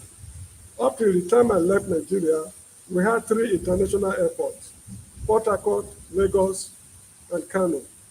Despite the fact that the Igbos are among the most traveled Nigerians, if not the most traveled Nigerians, they refused to give them an international airport. Those who believe it's not an Eastern question, they should tell me why it is not an Eastern question. Abandoned property issue during the Civil War. Up till now, nobody is saying anything about it. Those who believe it's not an Eastern question, they should tell me why it's not an Eastern question. The 3 arrows, reconciliation, rehabilitation, and something of Yakubu Gowon, no victor, no vanquish. How sincere has the federal government been? If it's not an Eastern question, somebody should tell me why it is not an Eastern question. Now, these issues we are dealing with, be it the Igbo King in Ghana, Simon Ekpa, and Nnamdi Kanu, somebody should tell me why these issues should not be Nigerian problems. The country is being tossed up and down on the political arena because of these problems the Easterners are grappling with. I've been of the opinion that if they are part of the country, we should address their problems. Just like we felt that the country was not industrialized, so we need steel structures to produce, steel billets and what have you, to industrialize the country. We should incorporate, there's no way you can detach them from the country and you want the country to be normal. That is one way I'm looking at it.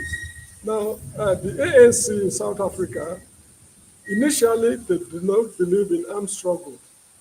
They believed in negotiation. Let us talk over it peacefully. Till it got to a point, they said no. Peaceful negotiation will not solve the problem. Please mind you, I'm not advocating violence. Now, when they agreed that peaceful negotiation will not solve the problem, they took to armed struggle. They all left the country, with the exception of Nelson Mandela, Winnie Madikizela Mandela, I think 1 or 2 other people who remain in the country. Thabo Mbeki, Jacob Zuma, Steve Chiwete, and you name it, they all left the country, roaming the world looking for assistance. So this is where Mr. Ovie's idea is resonating with me. To fight a modern liberation movement, you don't need to be located inside the country with the modern technology at our disposal. But again, fighting the Igbo cause, the way we are fighting it now, in what way will it benefit the entire country? That is what I'm interested in. What alternatives do we have? We, the educated people, we are not preferring solutions to these problems. I remember reading a book written by James Michina. The title is Space, why the Americans were planning to go to space. The man said that no matter how difficult a problem is, if reasonable men sit down to find a common ground, the problem can be solved. That was when they were working out the modalities on how to go to the moon, what no man has ever done. And actually, reasonable men sat down, they were able to find common ground, they solved the problems, and they were able to launch man on the moon in 1969. No matter how difficult this Igbo question is, this problem can be solved. But one thing I'm sensing is that the present ruling class the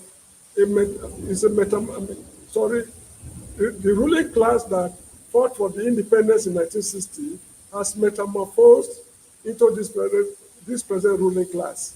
This is one thing disturbing the country today. We need a new political dispensation. This present ruling class cannot take us anywhere. See the way they've been governing the country. Look at the parliament. Look at the military. This was not the military of Yakubu Gowon's era I knew while I was in Nigeria. Look at the judicial service. We now have what we call fond memories of Gandhi Fawehimi, Chief Rotimi Williams, Chike Ofodile, and other people. People of their types are no longer available. The country is plunging down the drain every day. So what should we do to move the country forward?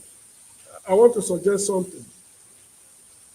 Let me also look at it from the federal point of view. I've been seeing things from the eastern point of view before I suggest something. Since the Civil War ended, the Igbos, they seem to have secluded themselves in a way, to detach themselves from, let me say, the whole country in a way, not politically or, in doing things among themselves. Before you win a presidential election in Nigeria, you must team up with another ethnic group. No matter how clever or efficient, no matter how well organized you are. Before Buhari won, he teamed up with Bola Tinubu. Before Tinubu won, he teamed up with the North. Jonathan was a president by accident. And in fact, they were even trying to deny him the opportunity because he did not team up with anybody. So before the Igbos will get what they want, there is need for them to team up with one of the major ethnic groups. This is my own opinion. I might be wrong. If I'm wrong, there's no, okay, there's need for them to team up with a major ethnic group. That is if they are unable to get what they want, that is Biafra. Now, one thing they can do is this. It's just suggestion. Whosoever is annoyed, let him be annoyed. I'm just suggesting. I'm not imposing it on anyone. When General J.T.U. Aguiyi-Ironsi was killed in 1966, he was to be killed somewhere I would not like to mention. But a prominent citizen of that state, or region rather, objected to it. So they left him, he left the state, and went to Western region. He was with Adekunle Fajuyi. He was a guest of Adekunle Fajuyi. That was where he was killed. If he had not gone to Western Nigeria, let's say he had gone to Northern Nigeria and he's trapped there, Fajuyi would not have died. Maybe he would have died another way, but not the way he died. I want to see that a Westerner laid down his life for an Igbo man. This man is my guest. For you to kill him, you just better take me along. And that was how the man died. Will it be wrong if the Igbos as a group, let's say the Ohanese, come up with a decision that at that place, I think they call it Olodo or so, in the battle, we want to erect a monument, a remembrance statue to remember Adekunle Fajuyi and J.T.U. Aguiyi-Ironsi. These were people who laid down their lives for us. Let the past be, let bygone be bygone. Those kind of concrete moves. Let the Easterners take the lead. Let the Easterners take the lead to show to them that we are not hot. Like when this man's, what's it called, Peter Obi's brother's building was demolished in Lagos. The way the man handled it, I think I admire it so much. Now, from the look of things, it seems as if they've gone behind the scene to resolve the matter. The matter has not gone to court. So this kind of moves, if they continue for a long time, they will start yielding some fruits eventually. But again, we might not enter the promised land, according to Martin Luther King. But as a people, we'll surely get to the promised land. The people should take concrete moves. And please let me just conclude something. When things happen to the coastal minorities that are culturally somehow affiliated with the Igbos, they should show concern. For example, there is emergency rule in Rivers State. They seem not to be too concerned about the whole show. You get the point I'm making? Kensaro Wiwa was executed. It was only this man, what's his name, Ganifawa Emi, who staged demonstration, was it in Lagos or Ibadan? They didn't show any much concern. Recently, a girl was stripped naked at the international airport from Akwa Ibom State. They didn't show any concern. But when JAM result had a glitch, they took the matter very, very seriously. Of course, I'm not blaming them for taking it serious. But when things affect other people, even people who are very close to them, they seem not to show the kind of zeal they show if it had happened to them. So they should try to reach out to other people. If you look up to the present crop of politicians in Nigeria to take us to the promised land, we will never see the promised land, let alone getting there. So That is all I have to say. And I want to thank the other panelists for giving me enough time without interruption to air my opinion. Thank you so much indeed. Thank you, Mr. James. Yeah, you cannot, yes. You are itching to respond. Well, yes, yes. Even though Yes, it's not your turn. yeah, Hold but on. I don't talk a lot. I don't go on and on. Yes, Oh, talk, yeah. please. Look, James. Yes, you've spoken well, but there are some points I don't agree with you. First of all, I did correct. It's not Eastern question. It's Igbo question. Okay, I think it is well known, and I think we understand that there's an Igbo question, Igbo problem in Nigeria. So, and I think I've been quite consistent in my view here that things are not working. The only the divergence of views is really how do we go about it? How do we go about rectifying the situation? Okay, it's not by shooting oneself in the leg. It doesn't make sense. You have to understand the situation, and then know the right steps to take to solve it. Nigeria has a problem. Nigeria, as presently, the way we are going, we don't have a country, if you ask me. And I think some of us here on this forum have expressed that view, and I don't think it shouldn't be that debatable. This is it's not how a country is run. James, this is also your view. So what do we do? And it's not being arrogant or pretentious to say that without the Igbos in Nigeria can hardly exist, at least not in the form it is. Okay, and what do we do? I don't maybe I can go on about my own, if like personal activity or activities. But everyone has to get involved one way or the other, right? Because in the end, it has to be is all our affairs. We can't leave it to any set group of people. You call freedom fighters. No, it's so. And what is the solution? It's none other than politics. Okay. And when we talk about politics, people, it's not just maybe campaigning to occupy one office or the other. No, it's activism, being active, participatory in wherever you find yourself. Every politics is local. You attend meetings, call it community organizations, association meetings, and then it can be political as well. Also discuss politics in these meetings, and then understand politics, what to do, how to organize ourselves. Now, because the problem is organization. Okay, once people are organized, I can give you one or two examples. Really, what can now let me be kind of concrete or illustrate my point. This thing, Nnamdi Kanu, for example, that's sitting, that is in jail. Are you telling me that this professional body called Nigerian Bar Association, if they are organized and are self-aware, and they say, look, this is because if the country as a professional body, they practice law, they're supposed to be officers in the Temple of Justice, and then they don't even have regard for rule of law, for justice. What law are they practicing? And everybody can see the glaring injustice. Okay, the misadministration of justice that's going on, right?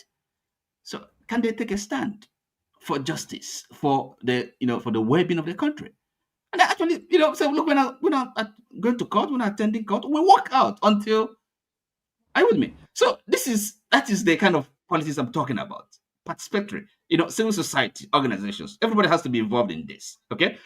Now, and for starters, Nigeria time has come. Really, people have to sit down and discuss this question. It's not by force.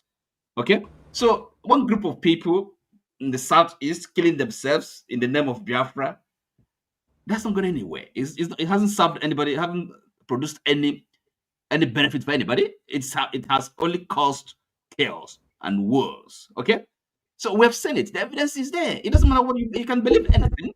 And again, people have to. The idea that everything goes. We don't have there's no difference between light and darkness. We can support anybody you want to support, and then come on, what kind of logic is this? It doesn't mean we cannot reason, or have know what's our objective facts, okay? Or maybe you don't have a value of truth. Everything is kind of some kind of relativism. I don't understand. We should be able to look at things, look at situations, analyze them objectively, okay, and make and reasoned assessment. It can just be acting for the sake of acting, without thinking, without understanding, without having a clear vision. Remember, I said from the start, lack of clarity, moral clarity. Okay, so it's part of the problem. And who are the people to kind of guide, lead? That's why the role of if like elites. I'm not saying I'm one, but intellectuals. Anybody who has who has gone to college is educated. So everybody coming to this platform is educated. And if they want to, it's like they're giving themselves alibi when they say we're not. That's nonsense. If you can express yourself, even if it's pidgin English or whatever, you have left school, primary school, secondary school, you're educated. You can take part in the public debate, in the life of your community. Okay, so all these excuses, I don't buy it. And if if anybody's if it's aware of blackmailing people, cajoling people, no, I don't give into that. So all right, we have to understand what is going on. And James, sorry, it's not it's not kind of passing the buck to the Igbos. This is solve this problem and then solve the problem. No. So it has to be the problem of all Nigerians. Okay, if it is a Nigerian problem. Thank you. Okay, can I come in now? Go ahead. Yes. Pablo, you have heard what Mr. James said and the response that Mr. Oti has been able to canvass so far. One of the partner questions I will ask you while trying to answer this is, how could Simon's 6 years sentence change the struggle, the Biafran struggle? I don't want to say the IPOB struggle, but the Biafran struggle in the Southeast, and the vis-a-vis the struggle of the Amazonian people, the struggle of other ethnic nationalities around Africa and in the world, like the guys in Spain and other parts of the world that are struggling. The people, there's another tribe in I'm trying to remember their name now, in Afghanistan, that also struggling to have their own nation. How will this sentencing cause people to view separatists? No, I don't like the word separatists to an independent struggle of a people around the world. Okay, like you asked me like two questions. Let me respond to Mr. James, then I'll respond to that. Mr. James, I take three things out of what you said. Your submission. One, you said the current leaders cannot deliver anything. I totally agree with you. I am not even scared of those, the older guys now. I'm scared of those who are coming, the obese, the Kwonkosos, the Showores. I am more scared of those people. Then another thing you talk about the question. I think the three questions you asked about why the airport, why we don't. I took it to be figures of speech. You are, in other words, you are asking it the other way around. You are actually putting it to the larger country.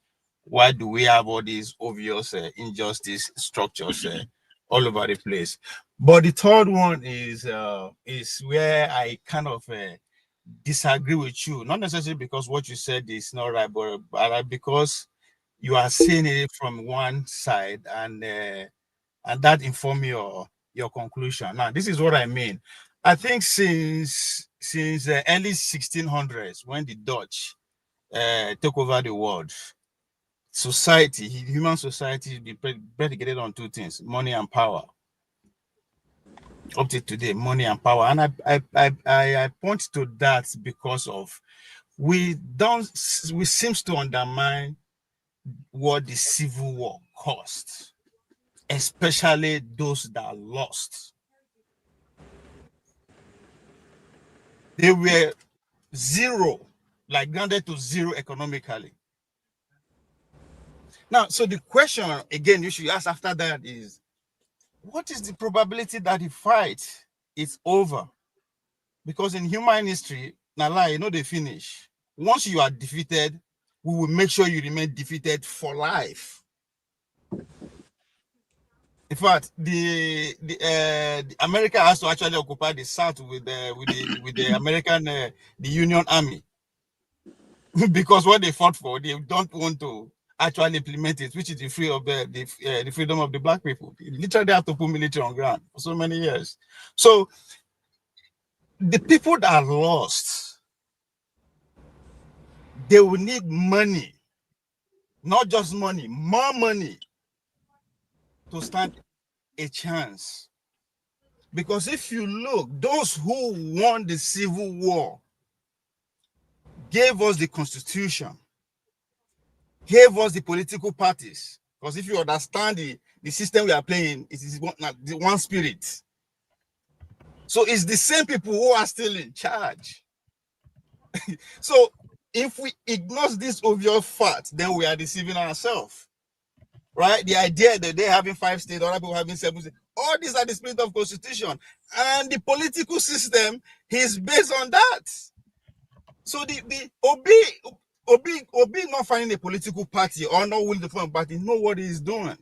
Because at the end of the day, the odd is against you. You are 2 points down. So there's a lot of obvious injustice in our political structure because that's what people don't understand. So the Civil War also was actually between the transformation of the parliamentary system, which is regional, which is where the Igbo man have his way. So the idea of crushing them under presidential system, that's the genius of America. Because the people of America never have a say from day one to today. The whole point of their republic is to guide the few elite from the poor. That is what democracy is all about. When they tell you, is the majority have the sway? Yes, the majority of the people that are allowed to participate. Majority don't participate in primaries, even if they do direct primary. We see that. So all these things are not happening because of their foolishness or stupidity. No. The system is working exactly how they want it. As I said, it is a product of war that we are operating on, both the system and the government. So it is pretty much impossible that what you are asking to happen just like that. So their money don't add up. That's why you are seeing the people like Obi. And for the fact that they are old enough to vie for power, whatever that you are seeing today is the consequences, unfortunately. Now, people, they sponsor all these things that you are seeing. That's why the conversation between us and Tunaja was hectic the other day, because he refused to see what is happening underneath all these things. The amount of people who have acquired enough or weight enough to vie for that number one seat. I said it, when the amount of elite is outnumber the position that is available, what do you expect? Everybody go to pull mouse, go to pull power. It is the system that we are practicing, unfortunately, but nobody everybody understand them. So asking those questions, why there's no this, is still part of weapon of defeat. You want travel? You go come here first. Now we'll go collect your money tire before you go travel. If you come back, we'll go see. So all these things. That's why my argument is that we should stop telling these people they are stupid, they are ignorant, they don't know anything. No, no, they are the smartest among us. That's why they are winning. We feel disagree all we want, but our life depends on their policy. That is a fact nobody can deny. All of us scatter around the world because of what? Because of our political policies. Thank you. You see, that is thank you, Ovia. And I want to implication of Simon Ekpa. As I said, the world have more interest than just it's beyond Nigeria at this point. This is I think it's, as I said, he's the first person to be charged with that kind of law. So it's a case study all over the world. Everybody will go. It can only happen 2 ways, especially the world is going through changes, right? Either this is the way it's going to continue. Anybody that raises his mouth for any part of the world will be shut down just like that. Or if you succeed, Or until the war come to peace again, law is set and they go ahead. Yeah. Thank you. I like what you say, and you know, Ovie has brought a lot into the conversation. If we are following, you know, one of the things that brought into the conversation is the fact that he mentioned this earlier, but you know, we didn't follow up, which is that this is novel. This is the first time anybody around the world is being charged for what you said across the sovereignty of another country, and for it to be held to this so-called standard that they're trying to portray. So the question being, AJ, sorry. I'm coming to you. Okay. Just hold on. So the question being now, is it going to continue? That means if I'm here now and I say Tinubu Waka Shege Banker, then they can now hold me here and try me for causing the president, or are they going to, or is the Supreme Court of the Finland going to turn this, this thing that have been passed today? What do you think? And then that's also putting in mind what you wanted to say before. You can go ahead and answer. I welcome you, Father. I see you, and I will bring you in. Thank you. Go ahead, sir. Okay, is it me? No, you. Yes, go ahead. Yeah, I first of all, I wanted to correct something that you said, because this is not the first time that a Nigerian is being sentenced abroad for whatever treasonable felony or planning an insurrection. So via social media platform, because yes, there's the guy Okai. Yes, because I wanted to say Henry Okai is in South Africa.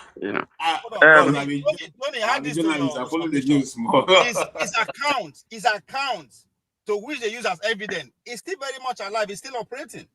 That's another question mark. But what I want to say is that, you see, let's not just limit this thing to the Southeast, because this issue of secession or people wanting to pull away from Nigeria didn't start from the Southeast. It didn't. In the Southeast, is just part, because if you look at it, Awolowo was sentenced to prison for treasonable felony. We are in the West. We have had Igboho. We have had Professor Akintoye. We have had even, a few years ago, an invasion of Oyo State by a group of people who were armed, and they say they are declaring secession. They don't want to belong to Nigeria. If you go to the Niger Delta, we have militancy. But even before that, you have Isaac Adakaburu. It was secession. Wanted to break away. You go to the middle belt, you also see a similar situation, and even see a coup where one of the coups that we had against Babangida during the Babangida era, somebody who said that he is splitting the country and divided the country. This people should go their way, this people should go their way, and so on and so forth. And then if you rewind and go back, the first threat of secession came from the north before independence, because someone, Enahoro, moved for independence in the late 50s. And then even after the first coup, which was essentially from what we hear from Uzogu, was to release Awolowo, not to put Major General Agui Ironsi as head of state, but to release Awolowo from prison and make him the head of state.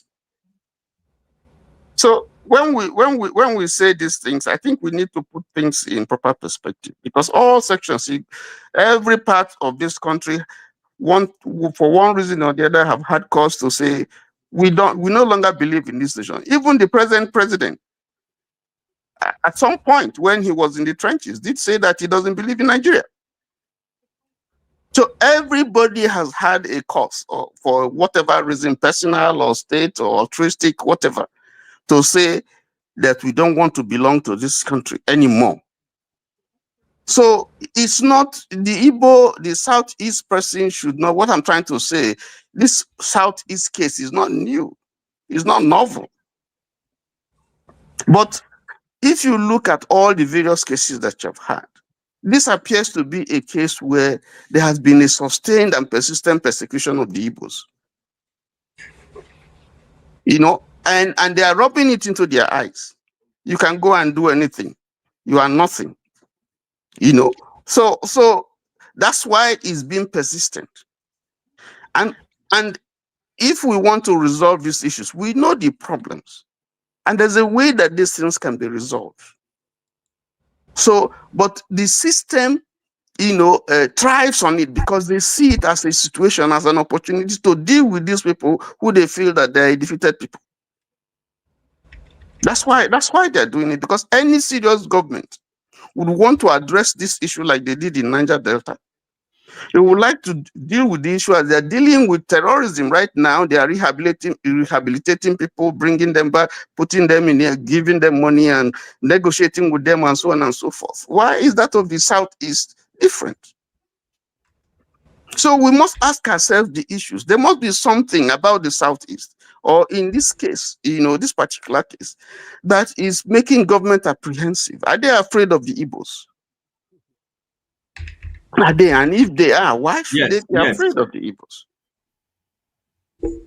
So these are the issues. So even though we have had all these cases all over and over, and even more in other places, for instance, in the Southwest than in the Southeast, why is that of the Southeast? Why is there so much hatred that you cannot run for political office and win, and they're quick to tell you that you don't belong?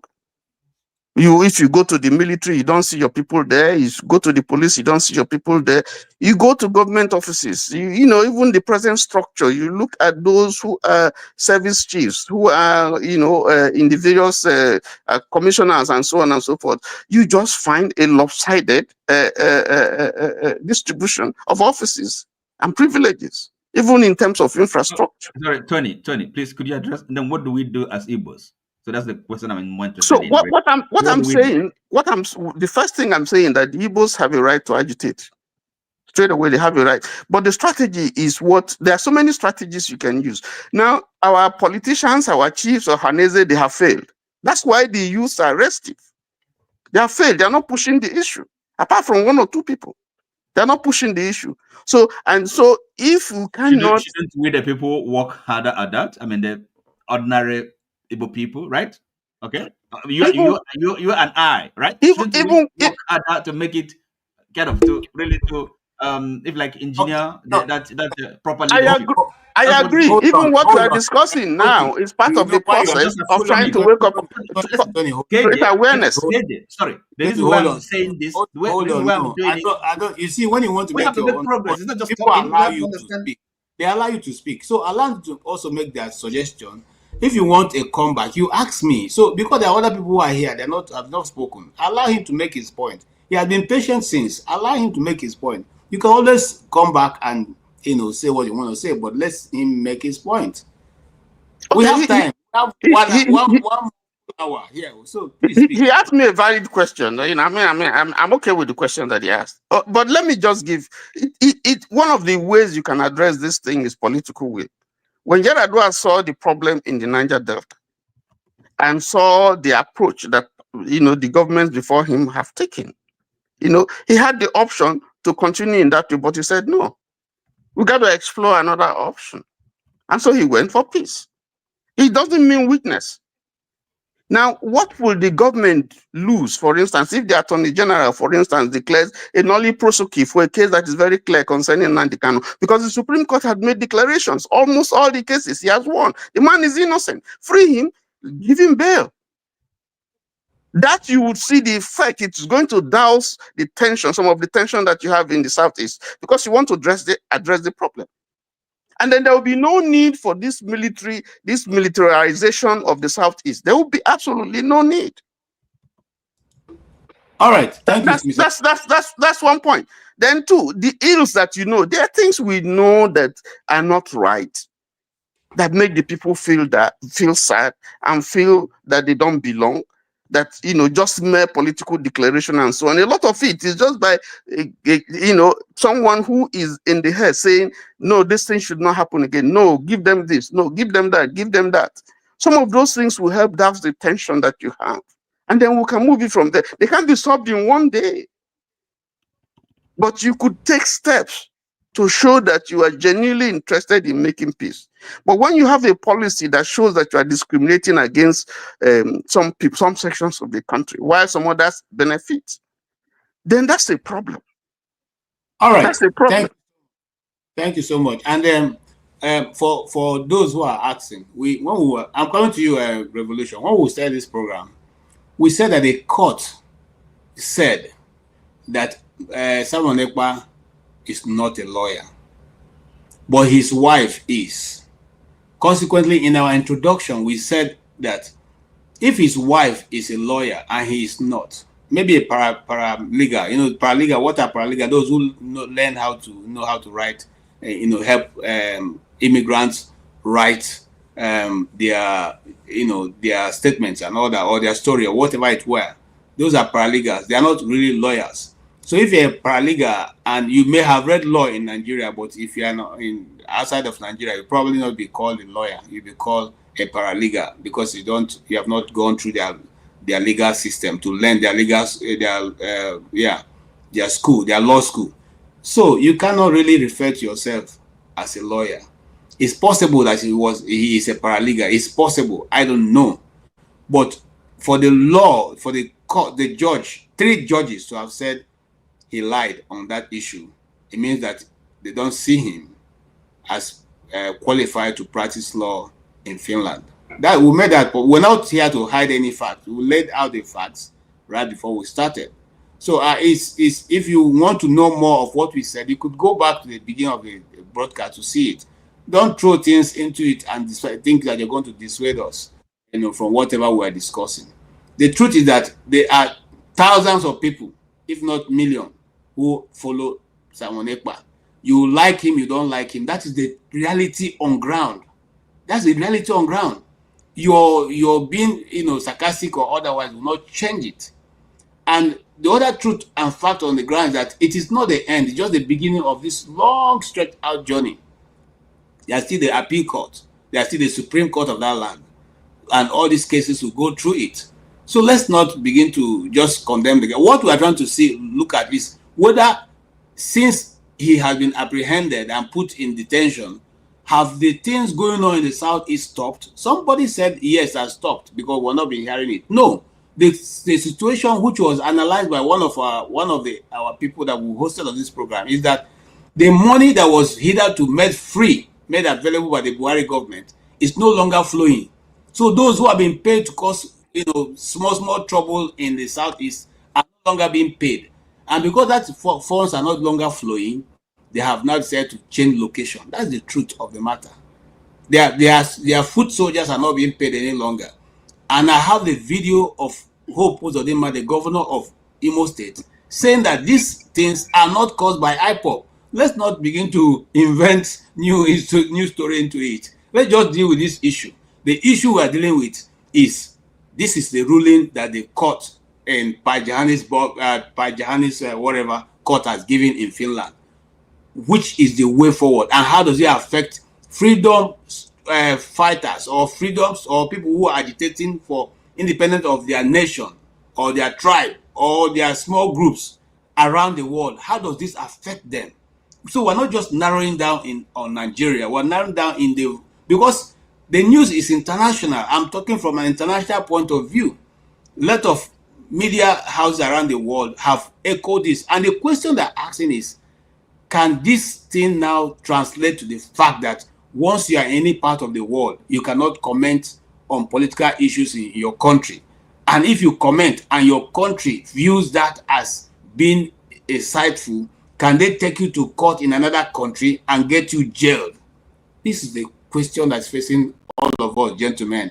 And for those of us who feature on the international forum called Internet, it's also a question facing you and I. If you make a comment here, can the Minister of Information in Nigeria put you up, against the country where you live and saying that comment you made has caused hundreds of people to buy in where you are not, and consequently you should be prosecuted in that country? And would they now offer them free oil or free money or something to make sure that they put you in prison? This is more serious than we're thinking. So let's look at it from that point and stop narrowing down on just Simon Ekpa. All right. Having said that, I want to welcome back Revolution. I don't know, Mr. James, I see your hand. And I want to thank you, Mr. James, for being around. Mr. James, his environment, a lot of rain storm. We can even hear the storm. But he has been there. And I also want to thank the people of Gabon. The light has not gone off. I've been waiting for it to go off because in Nigeria, once it starts breeze and wind, the light will go off. But your own is being available. I want to thank you for being around. It's Gambia, not Gabon. Okay, Gambia. Sorry, my brother. Okay. Yeah. Thank you very much. I just want to ask a question so that we give Revolution the chance to talk. Yes. Is it possible for any ethnic group to win a presidential election in Nigeria unilaterally without getting the support of another ethnic group? Although there are some anyway, that's the question. All right, thank you. That's a nice question. Is it possible for the Yoruba Hausa, Fulani, Ijo, or Robo, or Isekiri, or Chief Igala Jukum, Basange, Itolo Igede, or the people from Baja, or the Angas Nupe, or any of those people? What is one of my friends? The Chief, is it possible for the Angas, the Birom, is it possible for any of these groups, the Fulanis, the Batamas, is it possible for them to win election without the cooperation of other people? I'll leave it to you, Revolution, while you're making your own comment. Please remember to answer that question. Well, anyway, greetings one more time. I don't think it's possible for anybody to win election with other people. That's my own straight answer, because we are one. Even the fact that we are trying to pretend and divide ourselves, or because we are not getting something, we think the solution is to divide Nigeria. Nigeria is one. You understand, in my own view. Despite the fact that the Igbos, where I belong, the people at the top, these so-called high-class people, they have a war among themselves. This is how I see it. They have a war among themselves, that because the Igbos, from that time, they decided to go on their way. Like somebody was saying, a defeated house, they will try to press you down. We beat you now, so we'll not ever rise again. That's the game these guys at the top are doing. But when you come to people like us, I always repeat, that grew in the street, we never have problem wherever you come from. And I still hold that opinion very strongly. I never have problem with a Bini friend or with a Yoruba friend we don't even know. All we know is how can we solve our daily problem. That's what we know. But those people at the top, even let me make this point. P2B, that they did not allow P2B to come into power when he won the election. It's not because he's an Igbo man. It's because it's not part of that system. That's what they call, what even Nigerians they call I forget they call those people. They say now their own Nigeria. P2B, they don't have a command of P2B. They don't say they know what cabals. The cabals. That is the reason, not because P2B is not an Igbo guy.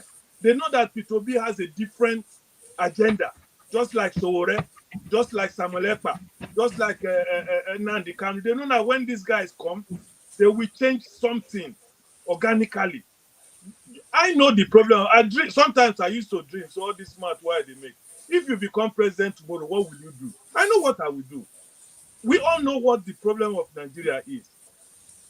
My brother, they are telling me to go back to evening school. It's a good suggestion. I will do that just to please him, because he thinks I'm below his standard. You understand? Arrogancy has blinded him, that he thinks that what I say, I ramble. I don't go to the point. This is. And I'm not using myself as an example. Please, give me my time to talk. When you were abusing me, I didn't say a word. I was waiting for my time to reply you. So if you allow me to take my time, you can abuse me if you like. I don't abuse people. I don't fall into people's shoes. I don't know that. I'm so educated enough in my own level. You see, you're educated. You see, you're educated. So what I'm talking about? I'm not up to your class according to you. But what I'm trying to tell you, which class? Education. What you mean? Let me excuse me, Mr. Oti. I know you are fond of interrupting people unnecessarily. Sometimes, not unnecessarily. All the time. They've cautioned you here a few times, so It's not that I'm saying it. What I'm trying to tell you is that the problem of Nigeria is, okay, the Igbos, I like what KJ just said, right, this question. He mentioned other ethnic groups. So if the Igbos think it's only them that are crying, the other ethnic groups that they don't even mention their name at all. They don't even, Goodluck Jonathan came in by luck. If not, no South will ever come to become president of Nigeria. He came in by luck. Even this one, they are pulling his leg here and here just to confuse situation. They don't want to be there. So they prefer to use somebody who they can control. You understand? So for me to learn, because I don't like wasting time, those of you who are, some people will say, like my brother Tony, he said something, that what the freedom fighters are fighting, he doesn't have a problem with them, but the way they fight for it. That is what many people have a problem with. Even though himself, he said, the way they are fighting for it is what they don't like. They don't like violence. Let me tell you something. Somebody says, so where there is no peace, there's always a chance of violence, because you cannot fool all the people all the time. Somebody was telling me they want a Nigerian problem to be solved politically, for example, political process. But sometimes when I'm listening, they don't give me the next option.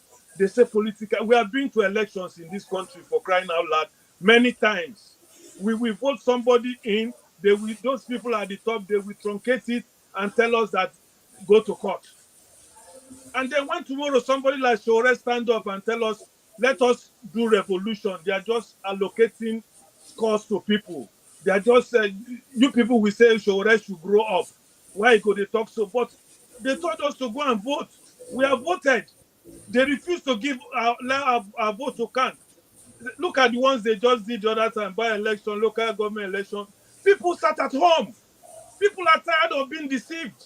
So when a freedom fighter rises up tomorrow to say, okay, since they don't want them in their normal way, let us raise arms to fight these people, because they get in there, they're not doing anything, they just destroy the country, they tell us go and protest while we are eating, we don't do any, we don't react. Then people tell you, let us protest. When I say no, this guy, no, Nigeria is the only country we have. That is my headache sometimes. Because there must be a solution.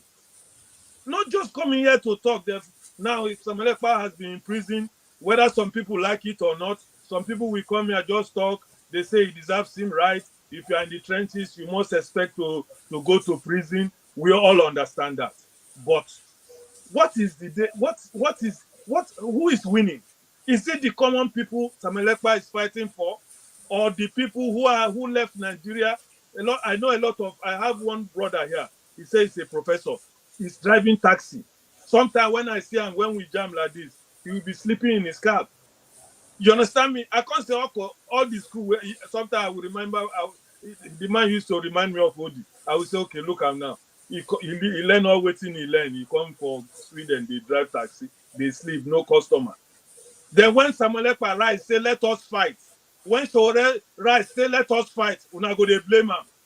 All right. AJ, all right. Thank you for the time. I'm running again. Thank you. Thank you so much. Thank you so much. Look, Revolution, I like your contribution. Always come. We appreciate you here. Okay. I will be coming, Mr. James. Thank you, sir. Revolution, you and I have a fish. Revolution, you are putting my uncle on blast. You and I have a fish business. All right. Yes. Before we go on, I want to thank all of you for being here. I'm coming to Forefather, and I want to say also, please like this channel, share it. That's the only way. If you're not giving us money, at least share the channel so that other people can come. It's a place where we rub mind. We discuss topical issues that can change our nation if the government is listening. Sometimes we'll come here and put our views across, not because we are going to change Nigeria, but because we are hoping that those who are in position to listen and make a difference will take it and run with it. I'm planning to hold a program for only Abia people, and I will deal with certain issues that I think that if we apply in Abia, we can be our #1 state, just like we are Abia. So having said that, I now bring in Forefather, a man who has wealth of experience, both in and outside of Nigeria. somebody before you came, I want to give you a expo forefather. They say you're living in one of the abandoned houses in you and your family. So, because of that, you may not be able to speak, truth to this, because people are benefiting from the abandoned property of the Igbos. I have given you that expo. I won't tell the person who said it, but you can go ahead and clear your father's name, because I know you're not living in abandoned property. But if you are, let us know, so we know that you're one of the enemies of the Igbos. You're welcome to the program. Thank you for having me, KJ. Thank you for hosting, and greetings to the panelists.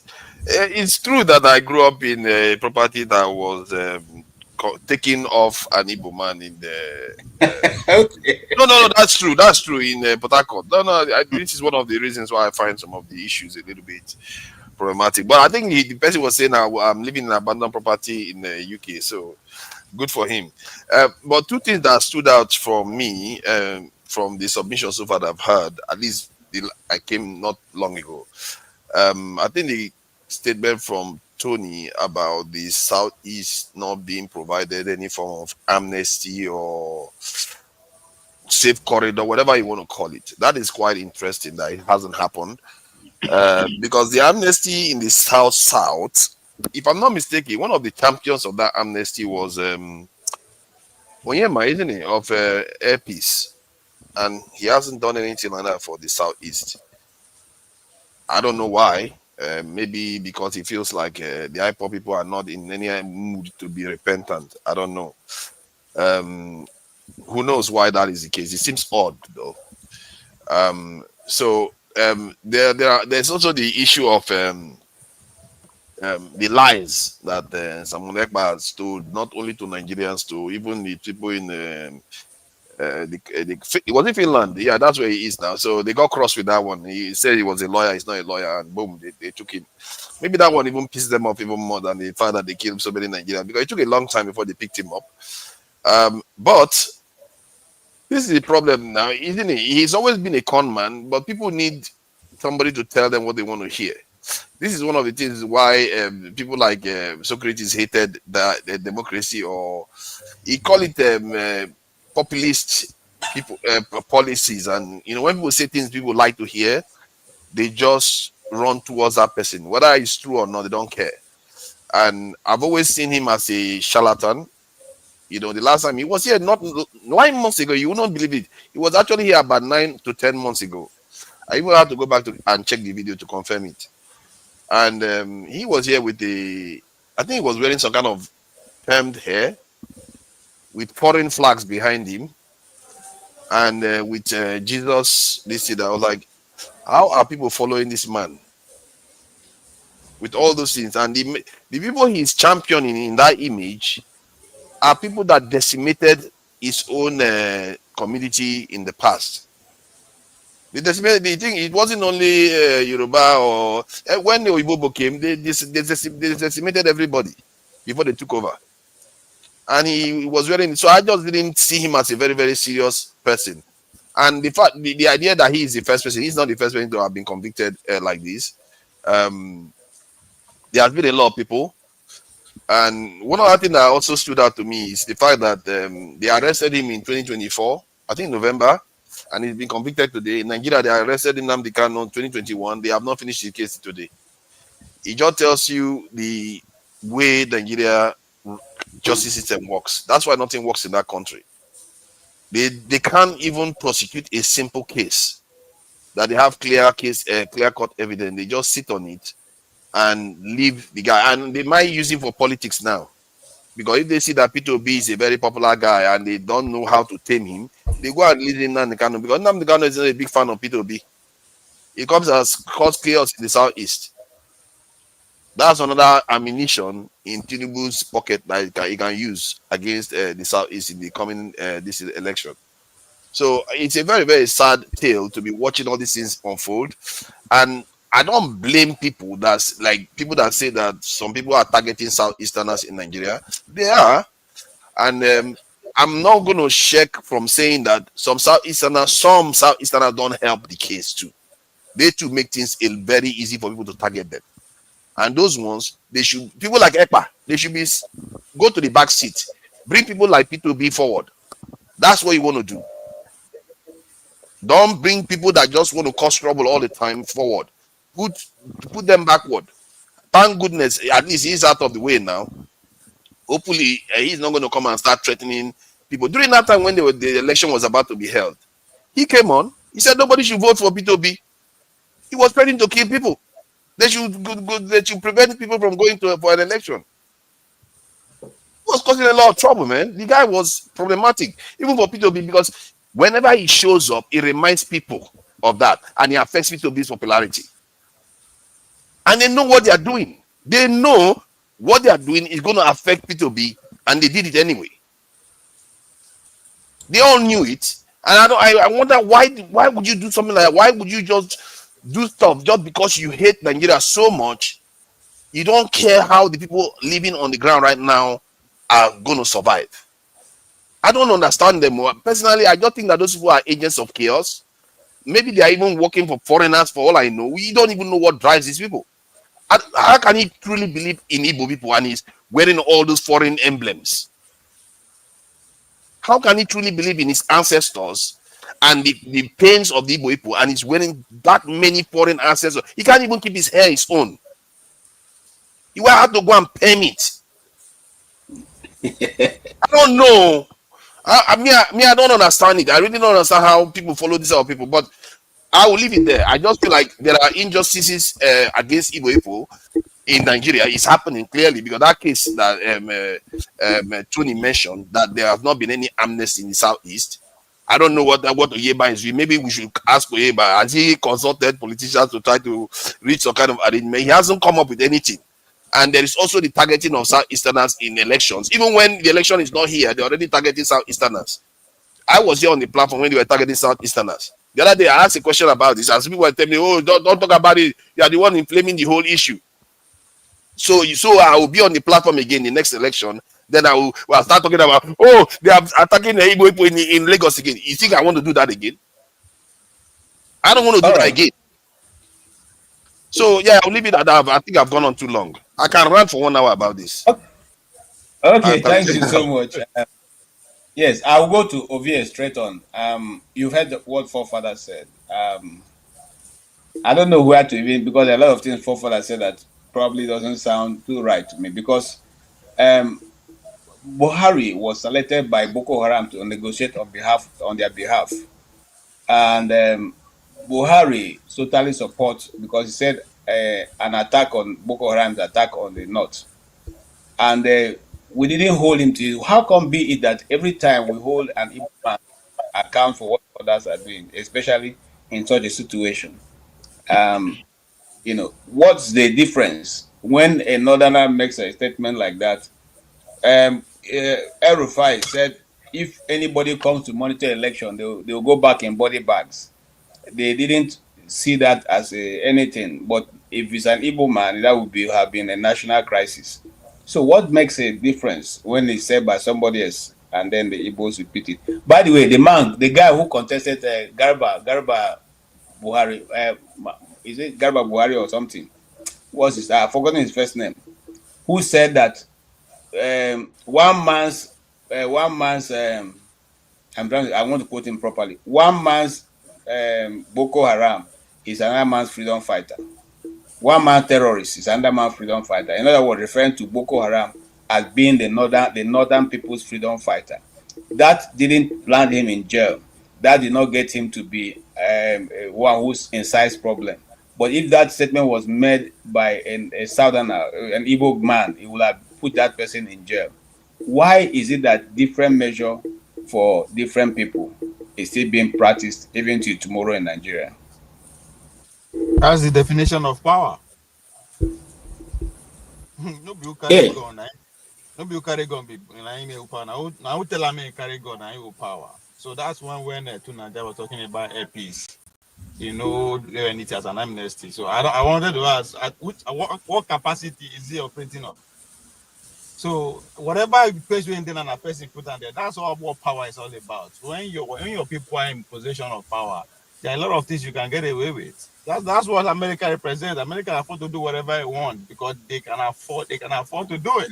We will challenge them. So in the Nigerian context, let's forget the the influence from outside. In the Nigerian context, it's still there that we are still fighting ourselves. You understand? Just because it's not violent yet doesn't mean it's not. But within themselves, at that level, it's a matter of life and death. So the fact that yes, I think the man could do anything. So now that's what power. That is your point of power. There's nothing there. Be in control. Be in control means you can get away with pretty much everything. It depends on where we are talking about. So in the Nigerian context, that's why. So just think about it. If to say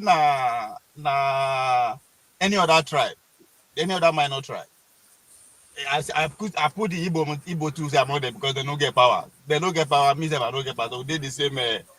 We did the same level. But if to say that any of us now they doing trade off cow rearing, and it's foreign to those who in power now. You see, go for the car enter middle of the streets and get away with it. Maybe we'll go try it once, but the response to that trying, they will make an example out of it. That's the whole point. That's where the Igbo man. So the Biafra contest, right? I think another thing people are not saying today, the fact that the conversation of Biafra is a national conversation. What do you think those millions who lost their life during that time, like they always they believe, say, dead body go return for grave. They will be happy. That the spirit, the idea that they die for. Look at how you see either they are ignorant or they are stupid. Hey, we are talking about billions here. So no matter how one individual it is, it doesn't really matter. So you understand, there are things that are out there that you just can't push away. So that is for the fact that 50 years, 60 years after it happened, it's still a national conversation. It means a lot of things. It means that the nation is not a nation. That's what it's about. Because we are not discussing it from history perspective to say, okay, we have overcome these things. This is where we are today. That's not what we are talking about. We are still talking about the things that led to how we get to where we are today. Those who they ask are who gave us constitution. Those that won. The Nigerian state won. They fought against another nation state. That's at that point. Or you call them a state actor. But there was people who fought. So they won. So people don't see that say, who gave the constitution? Who did this? Those are the people that gave. And they are still in charge. So that's why hold on. Let's move the conversation forward. What do you think? There are 4 people who were freed, and those 4 people were freed because they couldn't tie them into this charge. Now, the question I'm putting to you now is, what will be the effect of this sentencing as to the funding of freedom fighting or freedom struggle in Nigeria? How will it affect those who are either sponsoring or who are either putting their money into this struggle? Will it cause them to continue, or will it be would there be a backlash on those who are either to helping to propagate?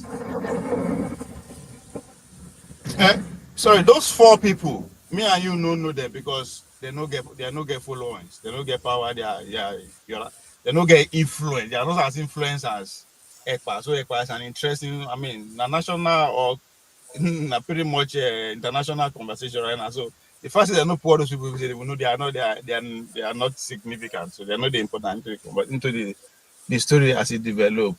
The other question that you asked is sorry. Yes, how will it now affect funding? Yes, it's not going to stop. If quote unquote, if 3 million people die, and we are still having the 2 people where they are alive, still having the conversation. It's like you saying that the 4 people today in the room that manifest to 6 million are fluke, right? So if 3 million people die according to record, that did not shut the conversation.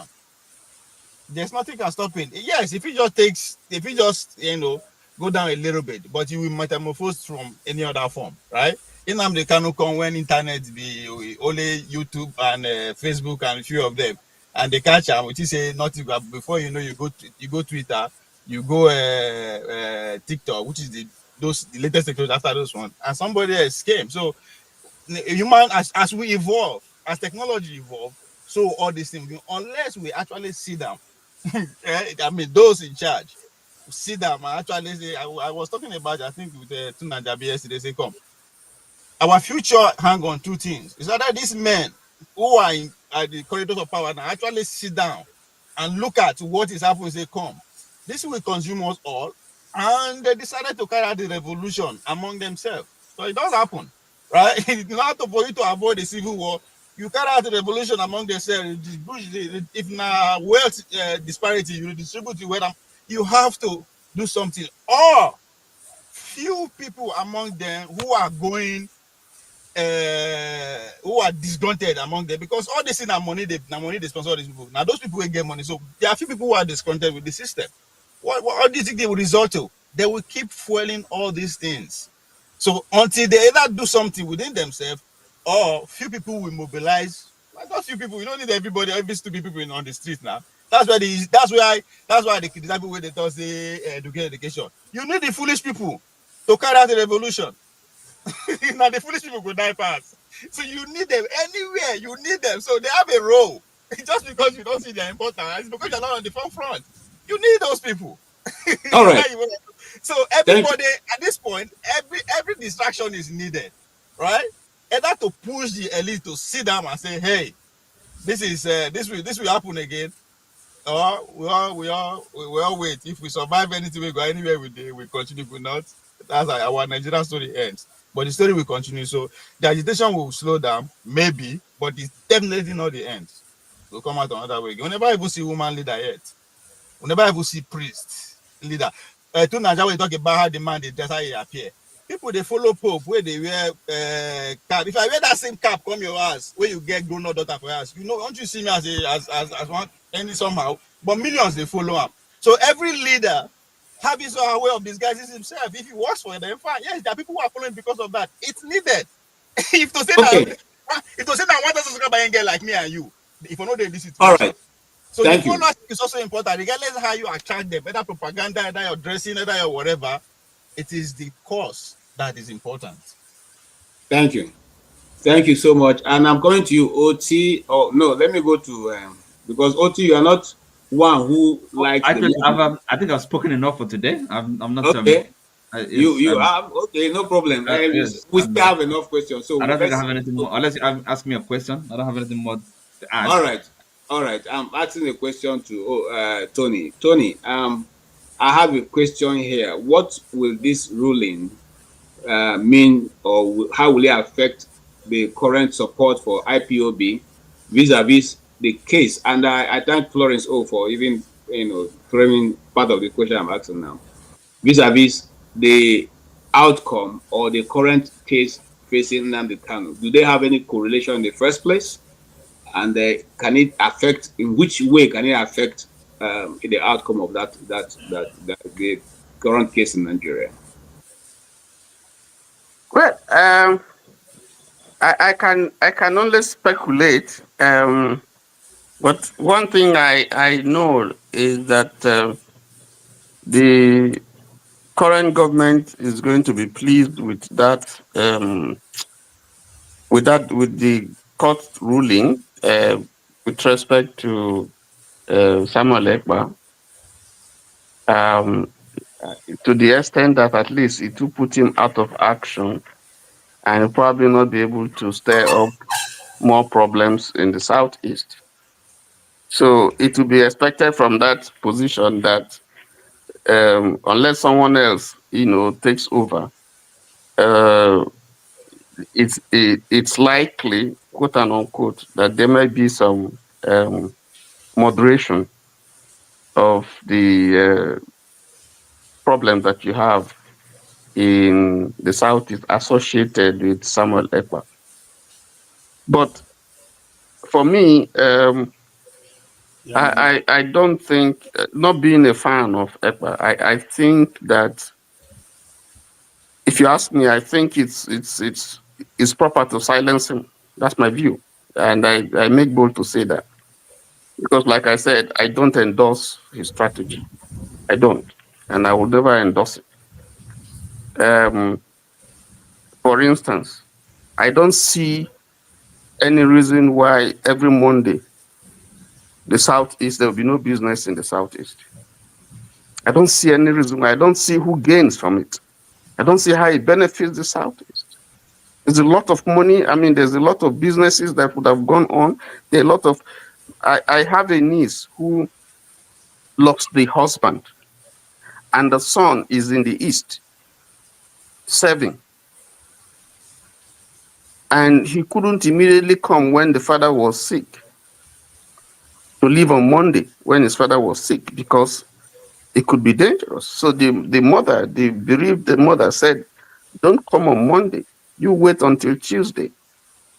There could be some more serious cases on Monday. Somebody seriously ill.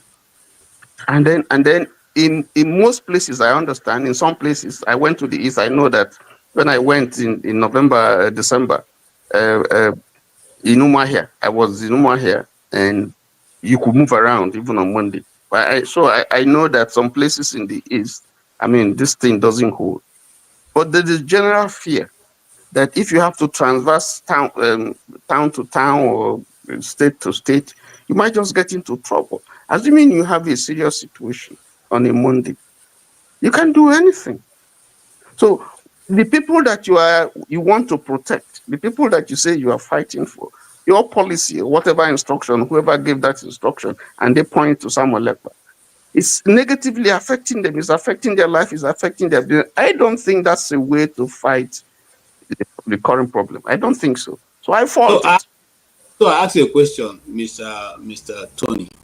Yes. You, in a nation where 200 people are died in a day and the nation goes forward, will you blame a young man from that nationality or that tribe that rises up tomorrow to take up whatever way to defend that community? Will you blame the person? I blame him. He has no reason to stop me from moving freely in my country. Absolutely no reason. You have not answered my question. If in a community, let's look, Yewata, 200 people went to bed. They didn't have any enemies. But by the time they woke up in the morning, they woke up in heaven or hell, as the case may be. For no reason.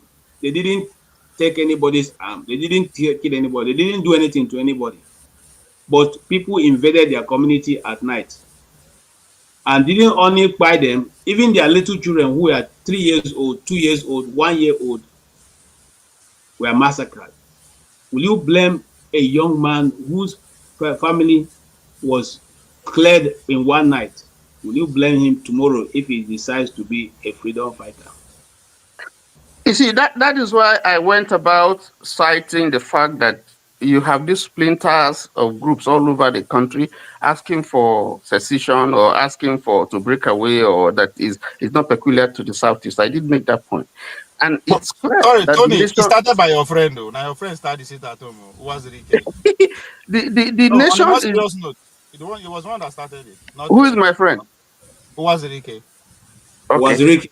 Fine. Yeah. So you call him my friend, okay? No, because you use it like no, you used it as an example earlier on. Yes. The point is that the nation is not run the way it should be. So you find these pockets of people disgruntled, ethnic groups, disgruntled because of policies that emasculate the people all over, across the board. So that's why you have all this, and it tells you that this nation is not working well.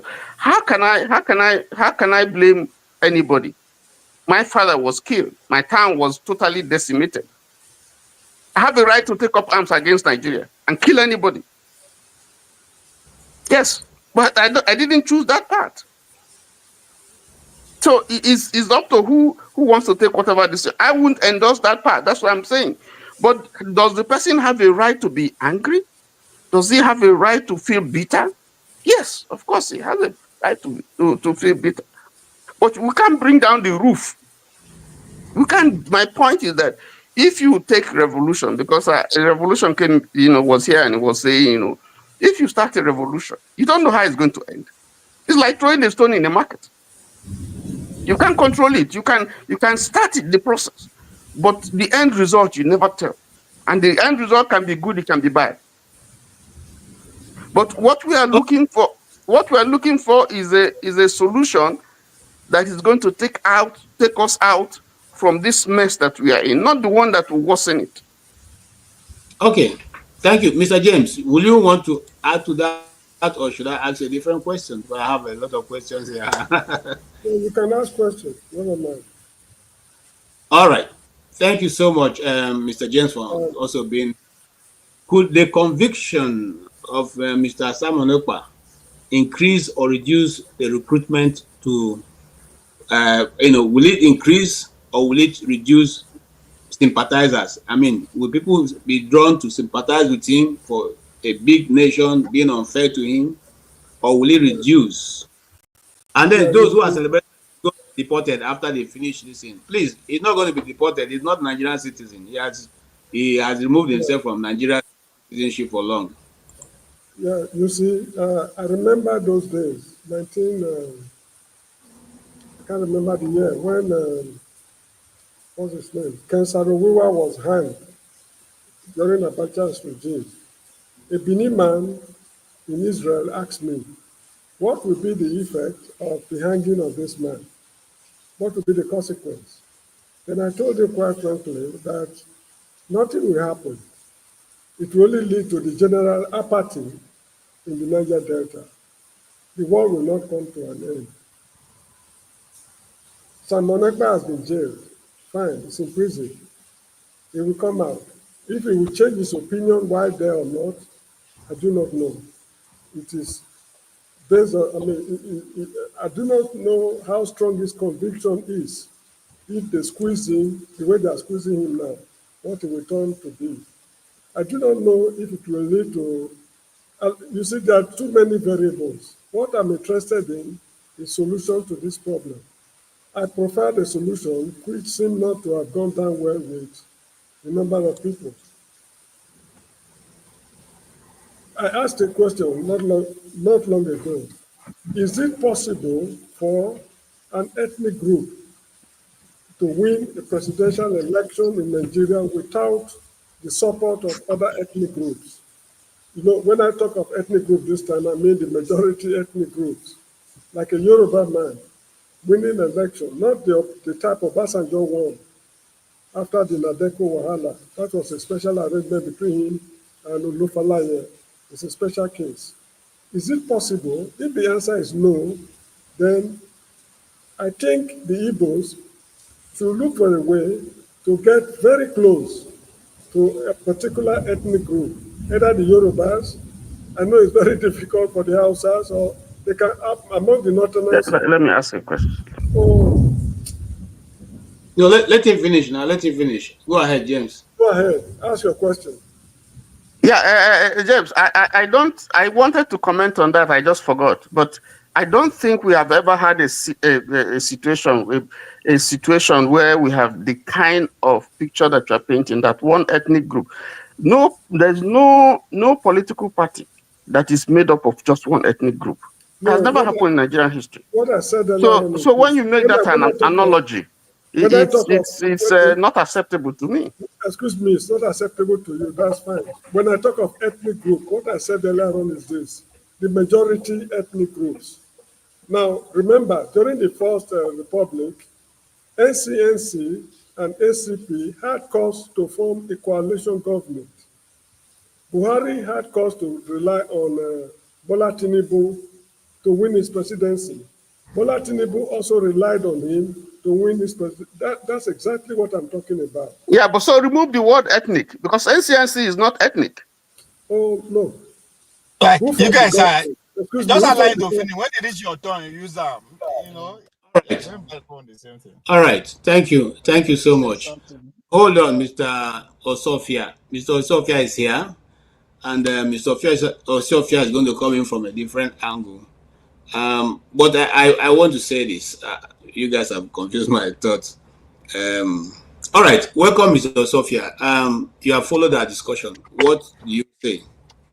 Yes, thank you. The last speaker, first of all, Tinubu didn't win the election, so let's put that by the side. So there is a way Igbo people can work together with another ethnic group. That ethnic group is Hausas. Igbos and Hausa, not Fulani. I mean Hausa, indigenous Hausas, who are indigenous Nigerians. Igbo Hello, Chim. people and the Hausas been Yes, sir. friends in many years when they were AJ, trading mute together. yourself. AJ, mute yourself. Somebody is talking. AJ, mute yourself. Getting away with some lies or inaccuracies. There are plenty. Nobody has in 1979. Let me tell you, this is the first time Yorubas are in the mainstream politics. Yes, they've always been. Himself. They've always been the opposition in Nigeria. Yeah. If somebody, this is the first time Yorubas are in mainstream fully as a group. Dr. Knowledge, you need to mute the person. Just wait, let them finish. And the Hausas. I can't even hear what he's saying. Yes. He didn't let me finish my point. And even PDP was founded by Alex Ekweme, was a main convener. I know that. I just didn't want to bother myself to go through that direction. So, moderator, you need to put him on hold. You need to mute him. And that's very rude for him to jump into my conversation. I'm making my point, so that's very rude for him to do that. He shouldn't behave like that. First of all, Igbo people and the Hausa people, indigenous Hausa people, they've been friends for centuries when they were trading together in Katsina Allah. So they've been friends until Fulani invaded the Hausa people and they conquered them. And so that was, so I think at this time, Igbo people can reignite that relationship. Because right now there's no Hausa person that is in government. You can say this Hausa person is in government. We don't really have a Hausa person in government. All we have Fulani people all over the place. So if that relationship, because Hausas are more in population than Fulani in the north. So if that relationship can be like, let's say, I'm giving an example. I'm not saying Peter Obi will get anything, but assuming Peter Obi got a ticket of one of the parties, and Peter Obi chooses Hausa, indigenous Hausa person, then I'm thinking that will be a winning ticket because all Hausa, including Dangote, who is a Hausa person, he's not Fulani, he's a Hausa, including Dangote, including Dan Tata family, who are also Hausas. These are indigenous people. Dangote is indigenous Nigerian, not Fulani. So if Igbo people can, let's say Igbo people can walk that way through Hausa indigenous people who has a population in Nigeria, I'm thinking that they can get somewhere because. And also, there are some Yoruba people actually really want to work with Igbo people. There are some Yoruba people. I know that one. So if we get Igbo presidential candidate and the Hausa vice presidential candidate, real Hausa, not Fulani, real Hausa vice presidential candidate, I think that with that combination, Hausa, Igbo Hausa, and some Yoruba people, because I know the Yoruba people that still believe that Nigeria can work with the tripod of Nigeria, Igbo, Hausa, Yoruba. So I think we can get somewhere, and I think Igbo people can really have that presidency. All right, thank you so much. Thank you so much. I while you are speaking, Mr. Chim called me, and I like what he said. Don't worry, we hear everything. We hear everything when we talk. No worry. Okay. I'm sorry if you heard. Yeah, I just sometimes when you're moderating, you have a lot of information. Sometimes you don't want to put it across, just to allow the conversation to flow. But if you notice that Igbos have always been in the mainstream. They have always been in the mainstream. It was even the Yoruba that are playing on the ferry, right from the beginning. But that's not the topic for today, so let's not even digress. I want to welcome. Can I correct something? the constitution, the constitution does not. The constitution does not allow political parties to be formed on the basis of ethnicity.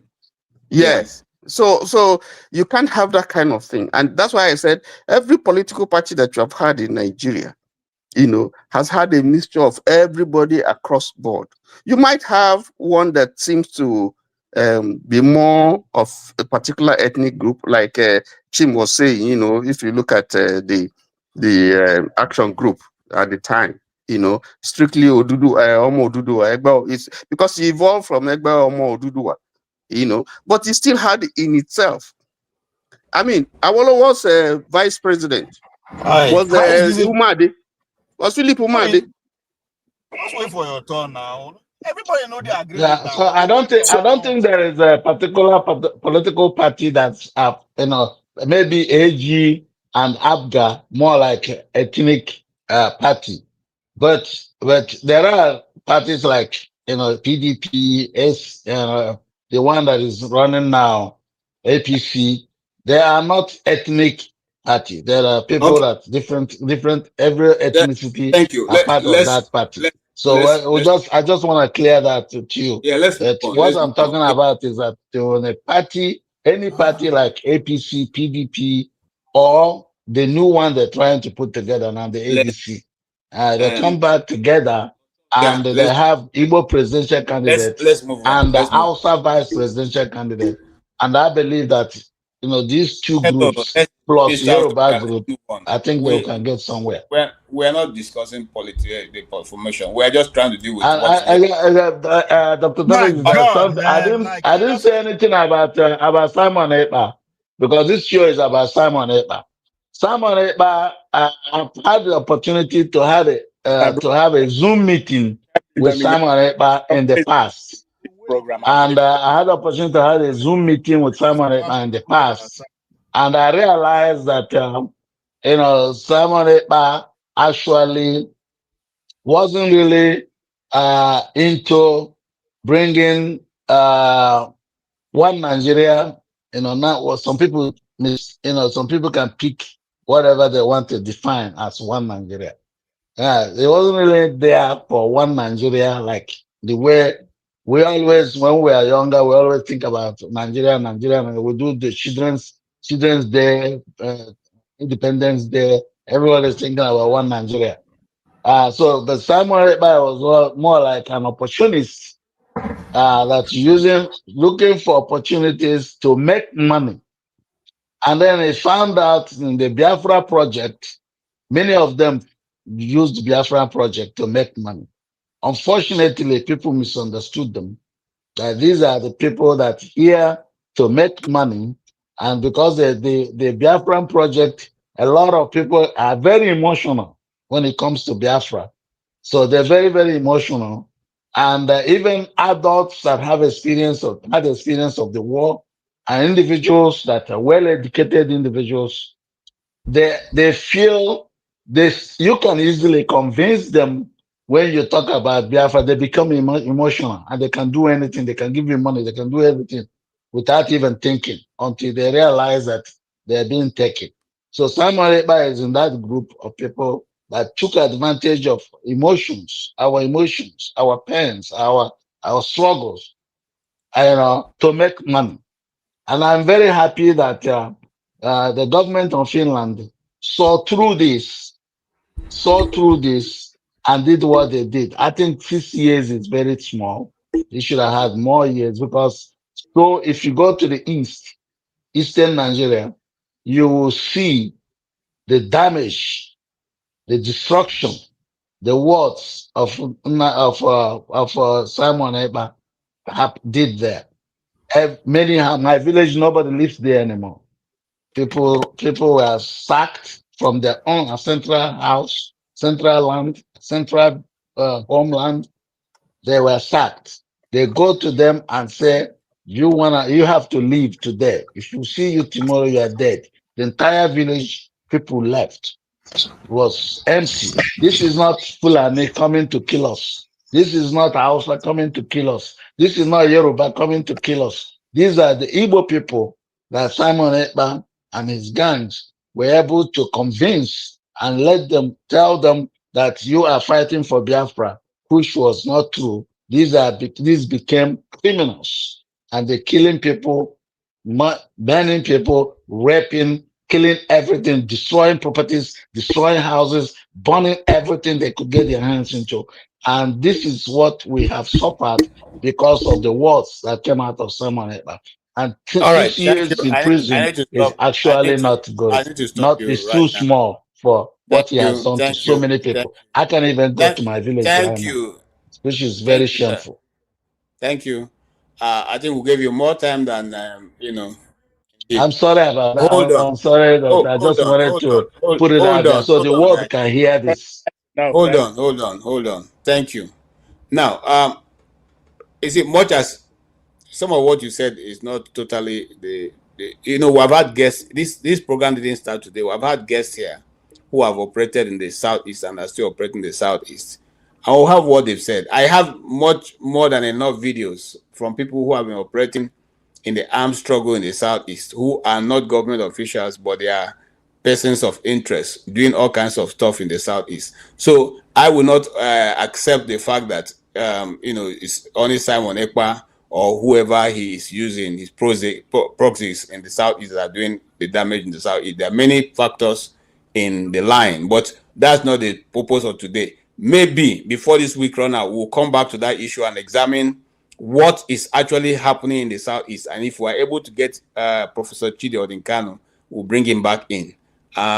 Yes, let me go to the guy who just came in now. Is and KJ, sorry, KJ, a moment. KJ, That's sorry, KJ, can I just yeah. sorry, are you KJ? Sorry, excuse me. Are you saying Osofe here doesn't know what he's talking about? He was referring to his village. You didn't even ask Yes, him I what am his talking village from is. experience, and you're So, saying that I don't know what you I'm don't know talking what basis about. you're trying to. Listen. I just came back from Nigeria. I just came back from that village last 2 weeks. Listen And I to came what I'm back. I saying. couldn't enter my village because my village, was littered with they buried bombs all over the place. Market Okay, but women here, are being killed by bombs. So they step on the bombs. So I just want you to know that what we are saying is not necessarily Simon Ekpa alone. We know that the Nigerian government and Nigerian armed forces also caused some of the issues that's exposed these people, these kids, to somebody like Simon Ekpa to take advantage of them because all of right. the python dances, all the As far pattern here, dances, crocodile this smiles, Gola, all of that that's also enough. expose this kid. I understand that, but Yeah, Okay, people like Simon Ekpa let's hear took from as Chukwu, please. let others have their uh, way, man. That's enough. That's not how to no, be. you can't stop. Everybody says something. You're not the only one. Okay, go ahead, sir. Go ahead. My fellow Nigerians and my fellow brothers, this is my first time joining this program. I've always wanted. Welcome, sir. We celebrate you. Thank you so much for joining us. Please Yeah. always join us. We're always here to hear your views. All right. Now I think I have to prove, but I would like to do it in a timely manner so that everybody will have one or two things to say.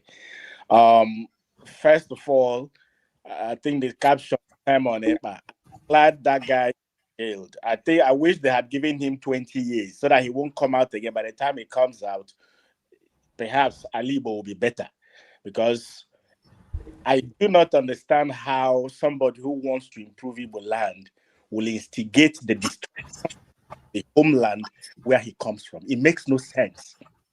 And anybody in our support to that, anybody who is supporting that mentality, to be honest with you, I don't see how that person should be called an Igbo person. I leave Nigeria in this. The problem we have in Igbo land is us, and I mean us.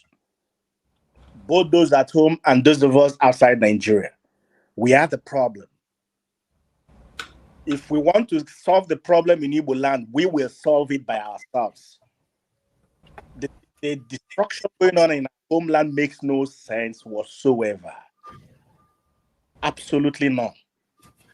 Now, there are gullible Igbos, no doubt about that, especially those who don't have anything to do. And I'm going to say this, that anybody who is agitating for Biafra, to me, means that that person is not doing very well by himself. Then he wants to rub it on every other person.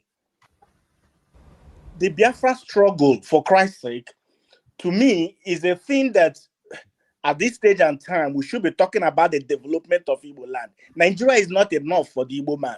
Africa is not enough for the Igbo man. So we can't be talking about Biafra for now. Let the Eastern go. Let all the strength that we have as Igbo people, let us use it to mount pressure on these clowns who are our political leaders back home. Develop Igbo land. We will use all the resources that they are messing around, mount pressure on them. This effort and time we're spending on agitating for Biafra, we should use that to make these politicians wake up and do. This is our resources. They're using our resources. The money they are spending, you and I are here funding them. There's none of you here who is living abroad here that is not sending money at home. The salaries they are not paying, you and I are here paying for it. Do we read that way? The school fees we send money here to pay are the money these people who are working, our brothers and our sisters and our friends, could have earned money to pay their children's school fees as we are paying ours here. But we need to understand and wake up to this reality. Anybody, especially those of us who live abroad, who are talking about Biafra, to me, that person, in the first place, the person is not educated. It's not. So please, Simon Ekpa deserves 20 years in prison. Okay. On the other thing about Nigeria, I'll say other things I want to say about Nigeria, but at least I want to just add this out. They won't. All right, I'll give Ovie. You have something to say before we start to round up. Thank you so much. Meanwhile, we will see if we can have a broadcast tomorrow to continue on this Simon Ekpa and the way, what will be the resultant effects in the coming days. Mr. Pablo, please go ahead. Yeah, on he's gone now. The man that spoke about ethnicity was trying to justify that no ethnicity is forming political party. That's a fact. But another fact also is that political parties are private entity, a private business. So if politics is determined by who has more money, what do you say to that? So those who have the money, who have the resources available, control the political parties. That's what it means. Political are structured in that way for a reason. So collectively, it's not about individual money. Anybody will be president for a country, you know how much everybody gets. Doesn't matter who you is. Once you're interested, they want to know how much you earn, how much you have, they will know. So when those way they fight for power, it's beyond just make I go serve. No, there's so much to what power is all about, the advantage that power will give you once you're in power. So it's part of those things. So nobody say political party that they run under ethnicity. No, it's beyond that. It's about money and power. Because that's what the whole base of setting up a political party is, to get power and oppose and defend bills. That is your primary goal of a political party. So it shall always be that. So those who set it up like that know exactly what they are doing. Now, and people are talking about other ethnicity are not. It's about numbers. If to say my people plenty, rich Igbo people are about 30, 40 million people. Do you think we'll sit down and just be watching things happening to us? No. But we know plenty. If you do anyhow, they will just say one person, come finish everybody. That is the fear. So the courage that you are thinking that the Igbo people are facing now because of their numbers, right? So just they are like 100, maybe let's say 100,000 people that had the opinion of Oti in Igbo land. There are other 100,000 people that have the opinion of Kejila. But you cannot say it like that to every other tribe. So that is where the competition is. And the idea is, yes, so now outside of Fulani, we are deceiving ourselves. We are using now politics with the player. Politically speaking, now Fulani. If you accept alone is under not, you have to accept it's a reality that is facing us, point blank. So that's because we are seeing it from the surface. It should go beyond the headlines and that you understand they come. This is a life and death. A life and death. So it's beyond just one person. When you have millions of people, of course you're about to see different kind of idea on how to be free. But ability for you to bring every idea on the table, and because you need everybody, like don't be everybody goes by number. Every opinion it matters. Sorry, but not foolish ideas. No, hold on, Oti, your turn will come. Hold on. That opinion, whether stand in your way or stand it will hate you. All right. Either way, you have to work with it. If that opinion stand against your way, you also have to work with him to get it out of the way. If it's with you, have to work. So Thank you, Ovie. Thank you. Hold on, Ovie. Hold on, Oti.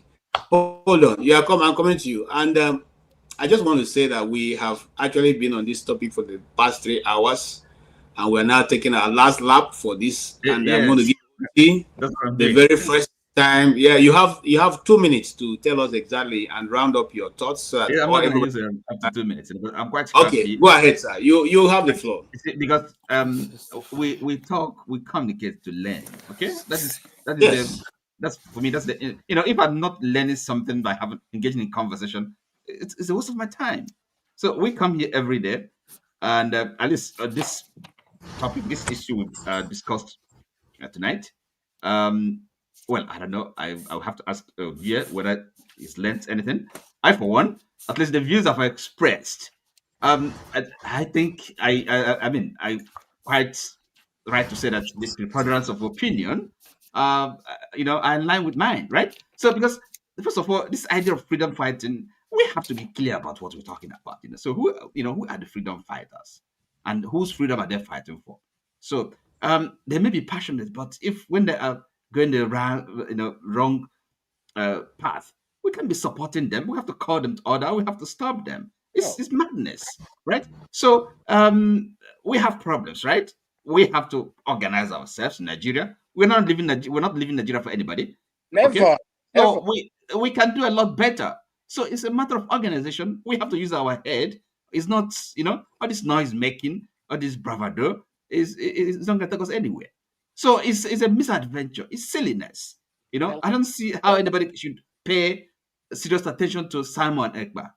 It's a joke. I said it. I mean, you can see these men here have also agreed with me.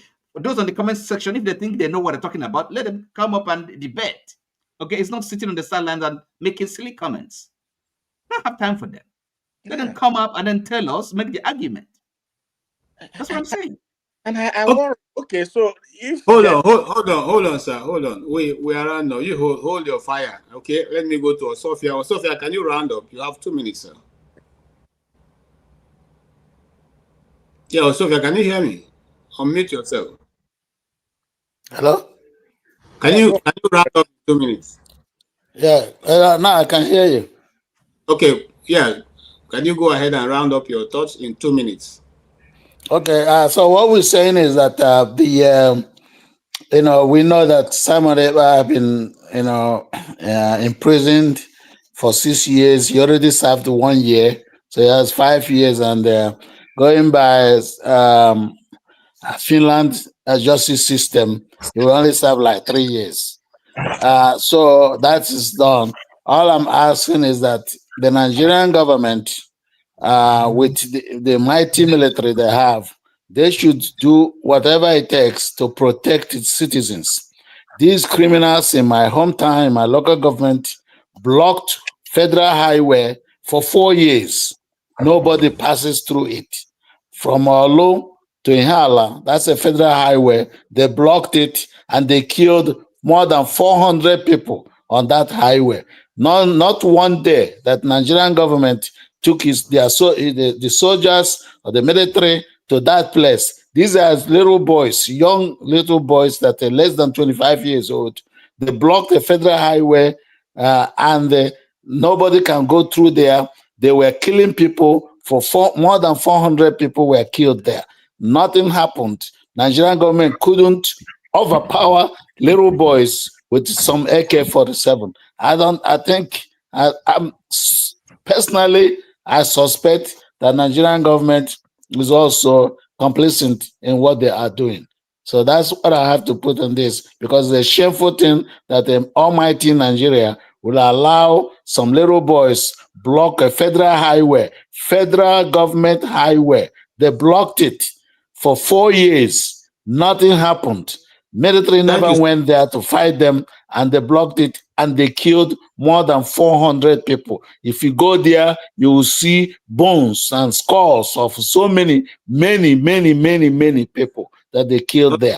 So nothing happened. So I just want to bring this to the attention of the whole world and Nigerians to see what Nigerian government, they are complacent to what is happening in Imo State and that area. Okay, thank you, sir. All right, thank you so much for being. Yes, sir. My brother, go ahead. Your turn now. No, unmute yourself. I can't unmute you. Okay. All right. It's really hurting me, making this comment right now, because and hearing what my brother is saying. Incident will happen to be I'm from Imo State, so I understand what you're talking about, and that's why it's hurting. Now, I think the solution is primarily local. We need to reorganize ourselves. We need to reorganize as Ndibo. Somebody from my village, like from your village, I understand the Olu, challenge. It is a local solution that we need to start applying, because every of these people, every community knows those who are bad and those who are good. We need to purge ourselves from local and begin to hold the leaders accountable. There are ways we can do this, and I think that's what we need to brainstorm. Maybe not on social media, not in the public space like this, but we can brainstorm and get this thing neat in the board. Every one of us come from a community. One thing that is sacred in Igbo land is to kill somebody, is to spill blood. It's an abomination. So yes, we can't normalize these deviant behaviors in 2025. No, we cannot. It's not us. It's not our culture. It's not our tradition. It's not something we can condone. Yes. Now, these are a bunch of rascals who don't want to be useful to themselves. You and I cannot run away from our villages because of them. No. No. It's not possible. So we really need to do something about it. And there are solutions. I believe every problem has solutions. So we need to apply the solutions to it. It is possible and we can do it. Thank you so much. I really appreciate your coming in. Please do come again. I would prefer that you like and subscribe, so that once we come on air, you'll be able to get notifications sent to you. And that goes to every one of us who have not subscribed. The subscription is free. You don't have to pay anything. Just subscribe so that the algorithm our broadcast you whenever we're here on Friday with Ogendibo or something like that.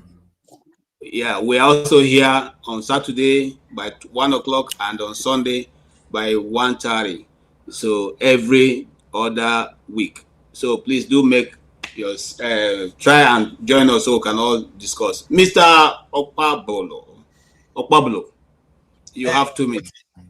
Okay, to answer your question, if I did learn anything, yes, only when we know they interject.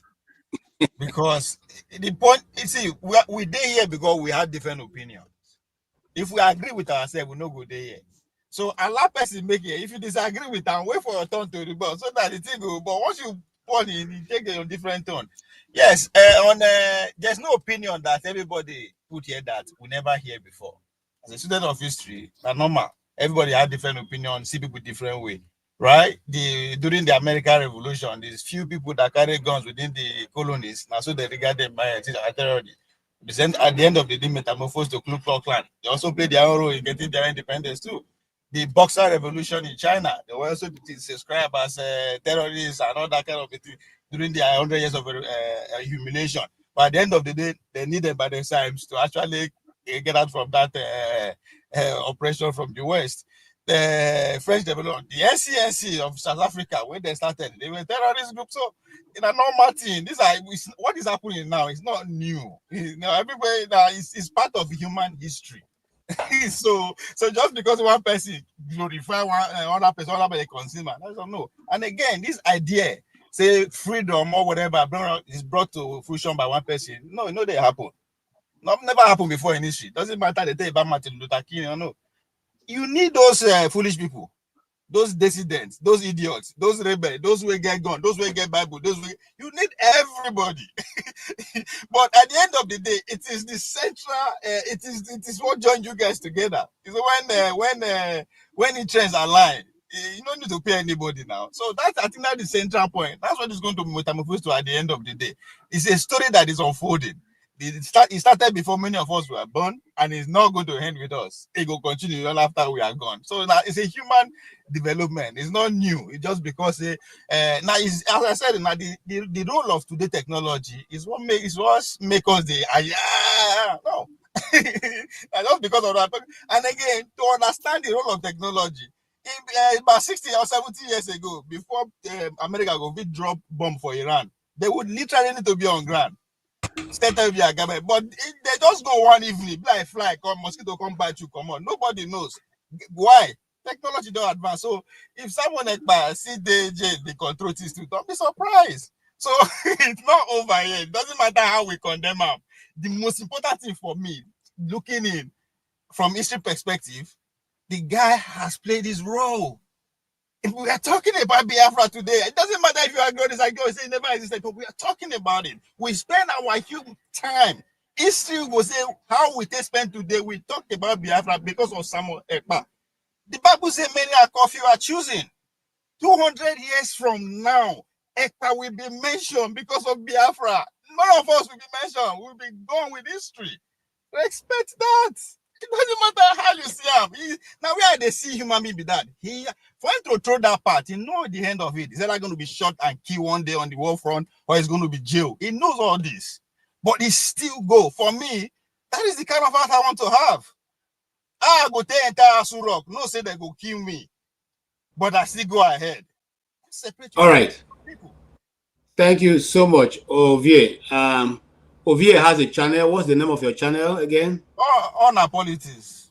On our politics. And so now let me talk to myself. So yes, so you all can hook up in On Our Politics and listen to him. I don't know, OT, do you have a channel? No surprises. Okay.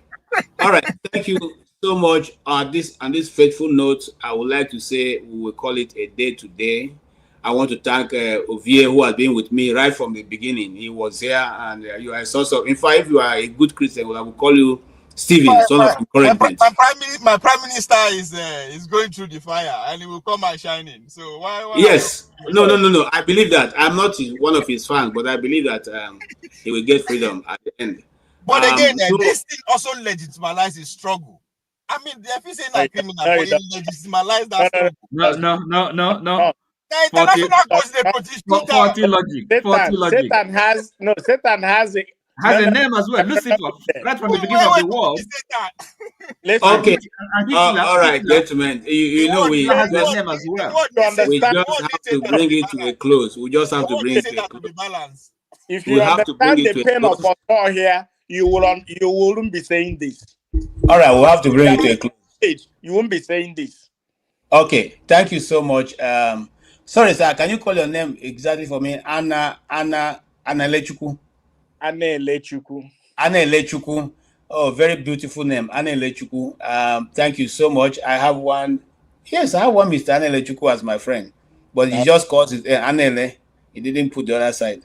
All right. Okay. Thank you so much, Mr. Sophia. We enjoy your contribution, even though we will not accept all that you have said, but I know you have fans there who listen to you, who will agree with you on the panel, and also Mr. Anele Chukwu. There are many people who agree with your views. So please come again. Let's judge your. As long as we are talking, there will be no need for us to war.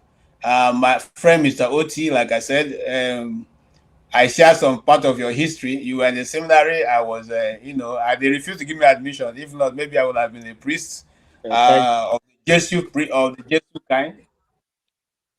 Yes, You guys don't fall in love. They refused to give me.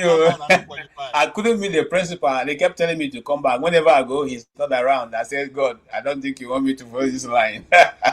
Anyway, it's good to see you, Oti, and I appreciate your contribution. And of course, your views are well welcomed. We appreciate them. We will always have divergent views in the world. That's why the world will keep going around.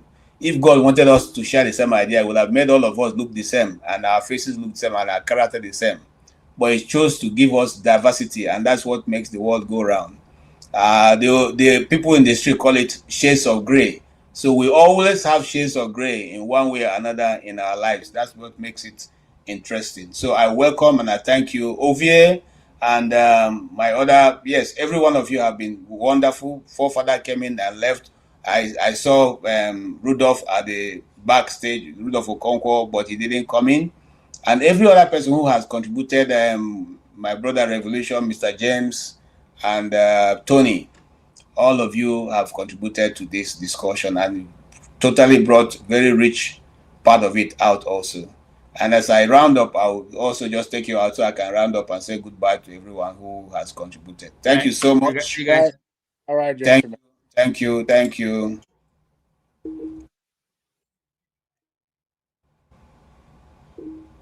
Okay, thank you guys so very much. I want to thank all those who have supported us. Oscar Blackstone, my friend from the other side. Thank you for all your support. I really appreciate it. You are just there, Oscar Blackstone.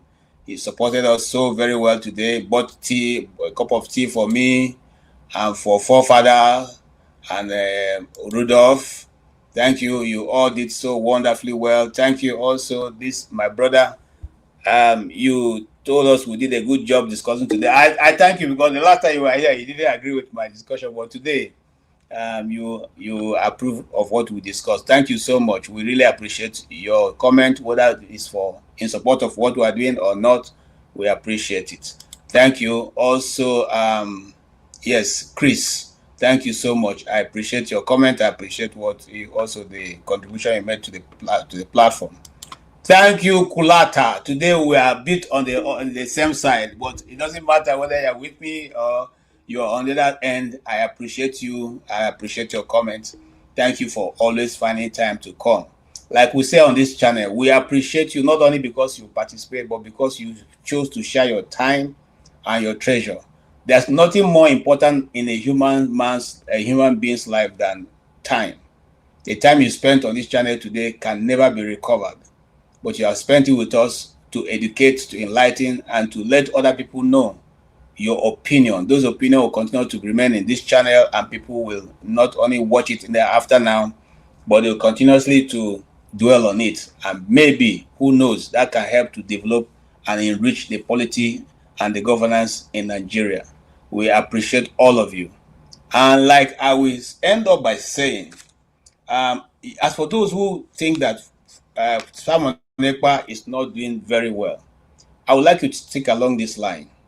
In the Igbo land, part of the southeast, or the southeast as the case may be, you hardly have any federal presence. In my community, the water that runs in my community is community built. The road that we drive through is community. The electricity that we have, the transformer that we have, we bought it. The NEPA wires that they run, we bought it. The poles, we bought it. The schools, we built it. You have community schools almost every part of Igbo land. The Igbo land is only... Where is this one coming from? Okay. The main fact that we don't have a seaport, or we have seaport that they refuse for it to function. There's a seaport in Calabar. There's a seaport in Akwa Ibom. There's 2 seaports or more in River State. There's the Oni and there's the other one. You have a seaport in Warri, not functioning. The dredging of the Niger has always collected money since the time of Shagari till today. The Niger has not been dredged, and therefore ships cannot come in. And so everybody has to go to Lagos. Igbo people are business people. So if you want to show us that you still, and the Igbos who are not in support of Simon Ekpa, show us how we can have a seaport that can help develop our places. Show us how the federal government can allow the Nigeria, in the East, to have an airport where you can fly in and don't have to go to Abuja or Lagos before you can, drive down to your location. You ask yourself, why is that there's no railway, no rail line? The standard gauge was, in the money borrowed, was only used. In fact, the railway had even all the way to Maradi outside of Nigeria, but none went to the southeast. Ask yourself these questions. Those who are saying that the Igbos are marginalized, are they on the wrong side? If you can rehabilitate people who have committed serious atrocities by all they're doing in the north, why won't you even have a discussion with those who are agitating for a separatist state? Today, it is Mazi Simon Ekpa. By the way, we know also that certain people who influenced what is going on in Finland, but today it's not for those people. Another day we'll talk about it. We are only trying to draw our attention to this fact that this judgment today, if it stands, wow, I don't know how that keeps coming up. If that is the situation, it then means that both yourself and myself, who are always in these streets of the internet, making one comment or the other, well, we'll have to watch it. Because if a man in Lagos feels that what I'm saying now is not in tandem with what he believes, he can take me to court. And then that will be a case. So let's not celebrate. It's not because it's Simon Ekpa, but it's because the world is evolving, and very soon things may not look as it is today. I thank you all for joining us. Rudolph Okonkwo, we are standing in for him on behalf of the Dr. Damage's show. He will be here on Saturday, where this conversation will be taken to the next level, or as a guest of ours will say, will be alleviated. And until then, we say thank you so much, thank you. And for those who believe in Simon Ekpa, it's not yet over until it's over. We say that because Simon has he can appeal the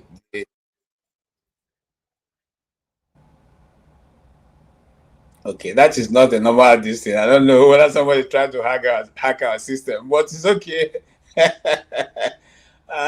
Look, it's not over until it's over, and I believe that Simon Ekpa is able to defend himself to whatever, and then you see at the end of the day, head or tail, he will still win. Thank you so much, every single one of you. I usually would have ended with my uncle, but today is not the day of bringing my uncle. Today will be a day of singing this very beautiful song from this very beautiful Ife lady.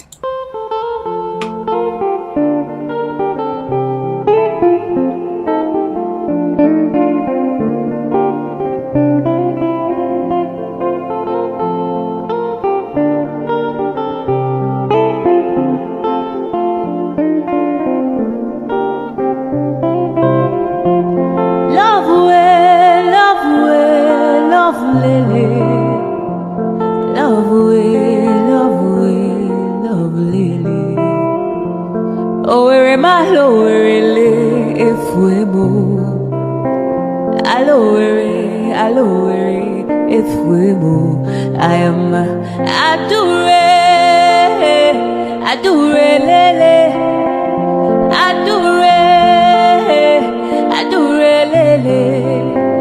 Idu kwasamaka onyoma odika powder.